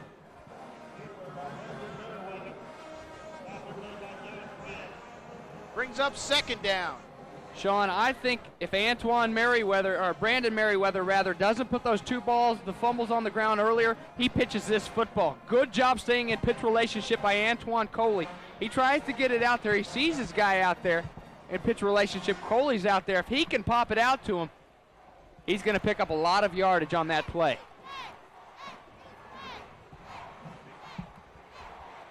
Second down, Abrams. Maybe a yard. It'll bring up another 3rd down situation for the Blue Darters. 7:22 on the clock. And this fog is... Yeah, it's coming in. It's hard. It's getting very difficult to see the other side of the field. I was a part of that game that a lot of Florida State fans like to call the choke at the Doak, the 31-31 tie where they came back from well behind in the second half. This is the smoke at the Doak. The Doak is smoking this afternoon. Yeah, but I remember you weren't on the field that much. You were only in on the good defensive plays. I remember if I remember correctly. They should have played you more in that game. Around the left side, Coley, 1st down, Darters. And that's 302 yards rushing now for the Blue Darters against the 71st Street defense, a very stingy defense all year long. And they're just pounding away, not only at the yardage, but pounding away at the clock. 6:42 now left in this game. Northwestern has to do something. Another big turnover would be huge for those guys up front. Tremaine Stills, Clifton Dixon, Homer Sellers, Torian Charles. We haven't heard too much from Torian in a while. Number 11, the big stud at defensive end, number 11.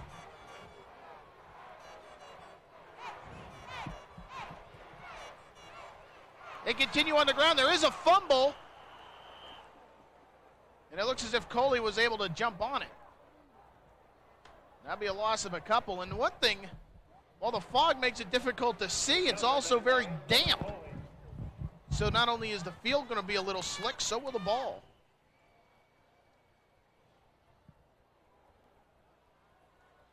But luckily for us, the Northwestern Bulls wearing those bright gold uniforms are like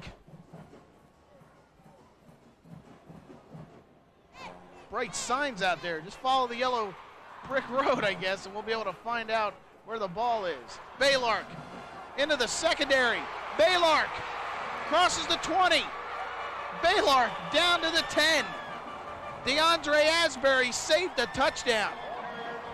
32-yard gain. What a performance from the fullback, Steve Baylark. And again, they hit him on that dive play. Every time, every play, number 5 and number 32, Coach Max Edwards, the defensive coordinator, said take them down to the ground just so they don't spring one on us. He's watched too many tapes, too many games of these Blue Darters popping out that quick dive, quick hit, and a quick fix as far as the yardage goes. Little hand fighting down the way. Baylark tries to cut it back. Merriweather keeps it. This wouldn't be the first time that the Miami Northwestern Bulls have had serious problems with Orlando teams. 2 years ago, the Northwestern Bulls, who were ranked in the top 10 nationally at the time, played a scheduled midseason game on the road at Orlando Evans. And Orlando Evans defeated the Bulls. So Orange County teams have not been friendly to the Bulls. And there is Kennard Bradford, the man who started this game, number 7, as he is out with an injury. Merriweather, the quarterback with the keeper, goes nowhere. And that will bring up third down. The 2001 Florida Football Finals on Sunshine Network are being brought to you by Dairy Farmers, Got Milk, and by Checkers. You gotta eat. 3rd and 10. Alan Abrams fighting forward down to the 5. Uh-oh, careful, guys, careful. Guys pushing after the play. Don't want any personal foul penalties called now. This late in the game, this much on the line. That's big Jimmy Surgley, Torian Charles. Two big guys going at it. And Sean, the guy that was responsible for a lot of those yards last year, we got a flag down on the play. Trey Smith was in town. It's up for Mr. Football today. Went to Leon Washington of Andrew Dead ball, Jackson. personal foul, blue, 15 yards, spotted a foul, 4th down. Wow, they throw it on him. That's not on that man. Looking around, there's is number 9 for the Blue Darters, Alan Abrams. I don't think it was on him. I think it was on Jimmy Surgley. They called it on. Ian Torrey and Charles pushing around a little bit. Well after the play. So back up the Darters. That'll be 4th and 20. And the visibility is good enough to play a football game, but you couldn't land an airplane out here. All I'm seeing right now are Northwestern Bulls and goalposts down on that field. Here's another look at this. We need the Darters to put on like yellow jackets to help us out. Hold some flares for us as they carry the ball. Theodis McMiller is going to get the ball, and he's going to be dropped all the way back at the 30-yard line. Charlie Jones, not the broadcaster, the Bull, makes the tackle. That was a 4th down play, so they'll flop sides now after that little love pat that Jimmy Surgley gave Torian Charles, pushing them way back, even out of field goal range. Now the Northwestern Bulls, they have to deal with the fog, they have to deal with all the yards, and more importantly, they have to deal with this Apopka defense that's been very stingy and very fast all day long. They're going to have to go to the air now with 2:48 left, Sean. And folks, that angle you're seeing is below us, and we're having a tough time seeing. The ball's in the air, incomplete. And it's becoming a guessing game because, folks, frankly, it's very difficult for us to see the ball. I remember as a kid, they used to have these balls with like light sticks in them. And maybe that's what they need to go to just to kind of help everybody out here. This is a bizarre scene settling in on the 6A championship game. And I was joking about that playoff game at Soldier Field a few years back, but it quickly is turning into just that. I mean, what else could go wrong for the Bulls? They need to throw the ball to get back in it, and not only are they fighting the Darters, they have to fight the fog as well. Willis. Thrown to the ground. Kedrick Doby with the tackle. And that's what you don't want because it kills the clock. Try to get rid of it, throw an incomplete pass and stop the clock rather than take the loss. They're going to have to use a timeout here. Let's see if we can take a look at the big play here. Willis knows he has to go to the air, but nobody open, and then tries to do it himself and then runs out of room. Doby bringing him down.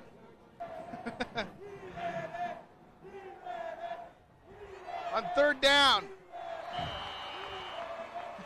Your guess is as good as mine.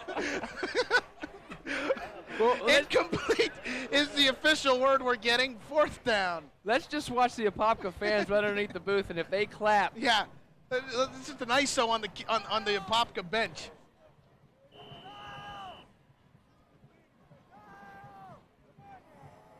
Surreal.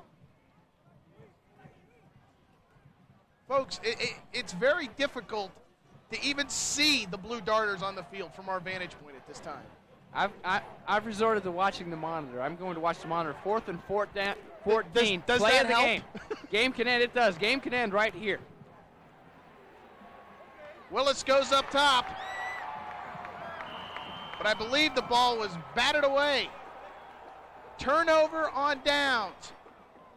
The Bulls only have one timeout, and it looks as if the Apopka Blue Darters are going to bring the large school state championship back to Orange County.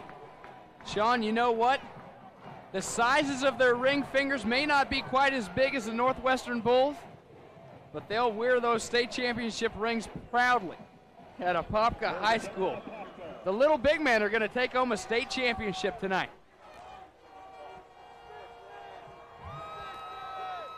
And some of the great Apopka teams that have had some of the great players such as Warren Sapp, the Jeremy Rudolph teams, as Baylark trying to tack on another, gets all the way down to the 24-yard gain. See, the bad thing now is you put in some of your backups, get them a little bit of experience. They can't wait to get home and see themselves on TV for the first time, and they don't get to see themselves on TV. Nobody will believe them. Another look at it. Look at Baylark. How about these guys still running hard? Huh? I'm so dang impressed with these Apopka Blue Darters. They've shown so much heart tonight here in Doak Campbell Stadium.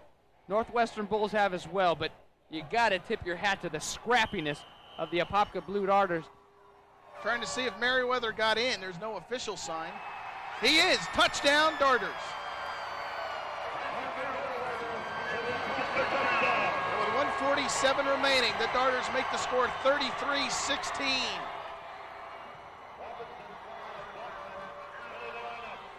And somewhere over in the Tampa area, number 99, probably got a dip in, sitting back in his easy chair smiling right now. For his Apopka Blue Darters, Warren Sapp is going to be a happy man when he sees this score.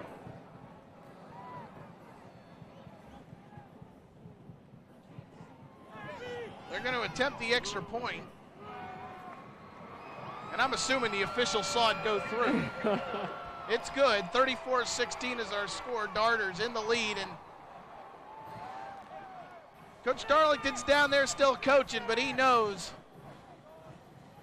he's very close to bringing Apopka its first ever state championship.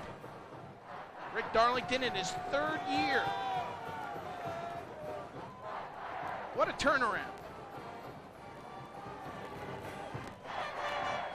And it's really been a great year for the city of Apopka. If you can remember back in August, the Little League team, the Baby Darters, got all the way to the Little League World Series final before finishing in second place. Is a return by the Bulls. DeAndre Asbury brings it out. Now, usually at the end of a victorious game, it'd be from the Gatorade buckets, but that's just because it's so foggy down there. Coach is getting a little bit wet.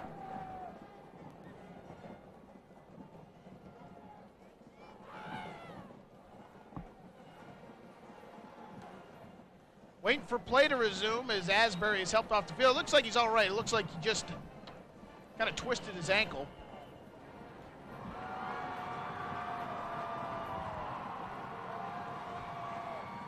Willis going to the air. Waiting for an official word. Incomplete. You know what is very ironic about this, Sean? I rode up to the press box tonight on the elevator with a couple assistant coaches from Northwestern, and they were very upset because the FHSAA wouldn't let them use their smoke machine when they come running out. Here you go, guys. How's this? Batesy fixed you up good. Yeah, I took care of you. Or maybe the Apopka coaches are, after they had that meeting with the FHSAA, were in the elevator going, yeah, we'll show them. As they put strategic machines around the stadium.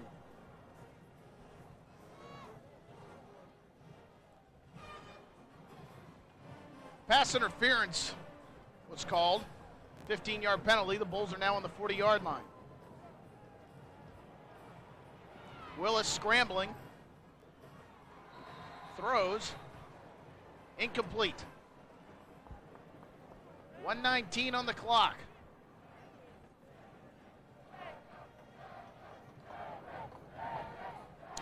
You know, I remember that game at Soldier Field between the Bears and the Eagles, I believe it was. And I remember thinking, boy, would it be neat to try to be up in the booth trying to call a game like that. Lo and behold, here we are. Chicago thick. South. On the south side of Chicago. In the foggiest part of town. Very cloudy up here in the booth right now. Nice catch by Chris Evering. Crossing midfield. First down for Northwestern.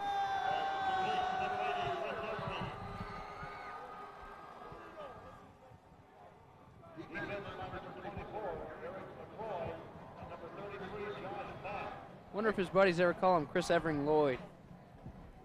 No, they got divorced. 1:09 remains on the clock. The official's trying to spot the ball. Maybe they're just trying to find the ball.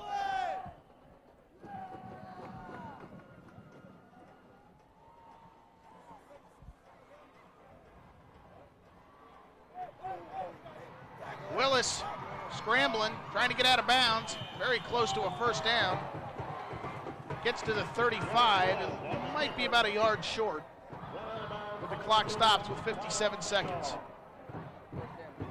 Sophomore linebacker in there getting a little bit of action. Kyle Armstrong running him out finally. It's been a long day for Willis. Here he is. Picking up some yardage, puts that ball away outside arm and turns his shoulders, tries to get as much as he can. There's Armstrong come sliding across. Willis puts it up in the air. It's going to be knocked away. Nearly intercepted. Eric McCroy had his hands on it. Well, total offense, Apopka's been impressive, 434 yards, but they're still well short of the state record, which was set by Union County against Frostproof in 1996. That was a Frostproof team that Travis Henry played on. In that game, there was 564 yards of offense by one team, Lake Butler Union County. And total offense, that game held the record, over 1,000 yards of offense, 1,006. I believe there could be one football game that has over 1,000 yards of offense from both teams. Coach Darlington. Records don't mean much now. And what a great way to cap off, Sean, a fun 3 days. FHSAA really knows how to put on a show for the state championships. We've gotten to meet some great guys, the likes of Gavin Dickey. All the guys that were here for Mr. Football, watch some outstanding football. here in Doak Campbell Stadium. And Florida State University, thank you very much for bringing everybody in. Florida State University has put on a great weekend here at Doak Campbell Stadium. Awesome place. The last couple of years we spent in the swamp over in Gainesville, and the transition was very smooth. And we'll be back next year. We will be here in Tally. As the games will be held back here in Doak Campbell for the 2002 season. Jared Oliveira knocked that ball down. 36 seconds on the clock.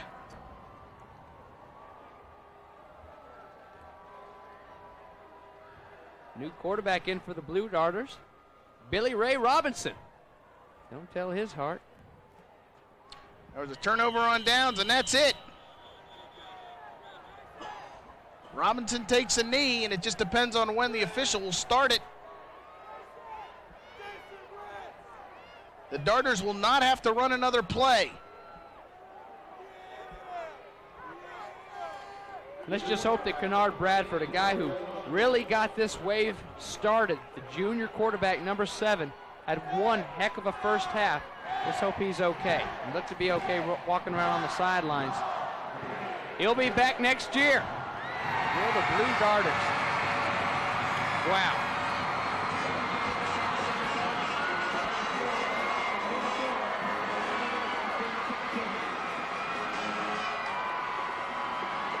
The Apopka Blue Darters have done it, and they are your Class 6A 2001 champions.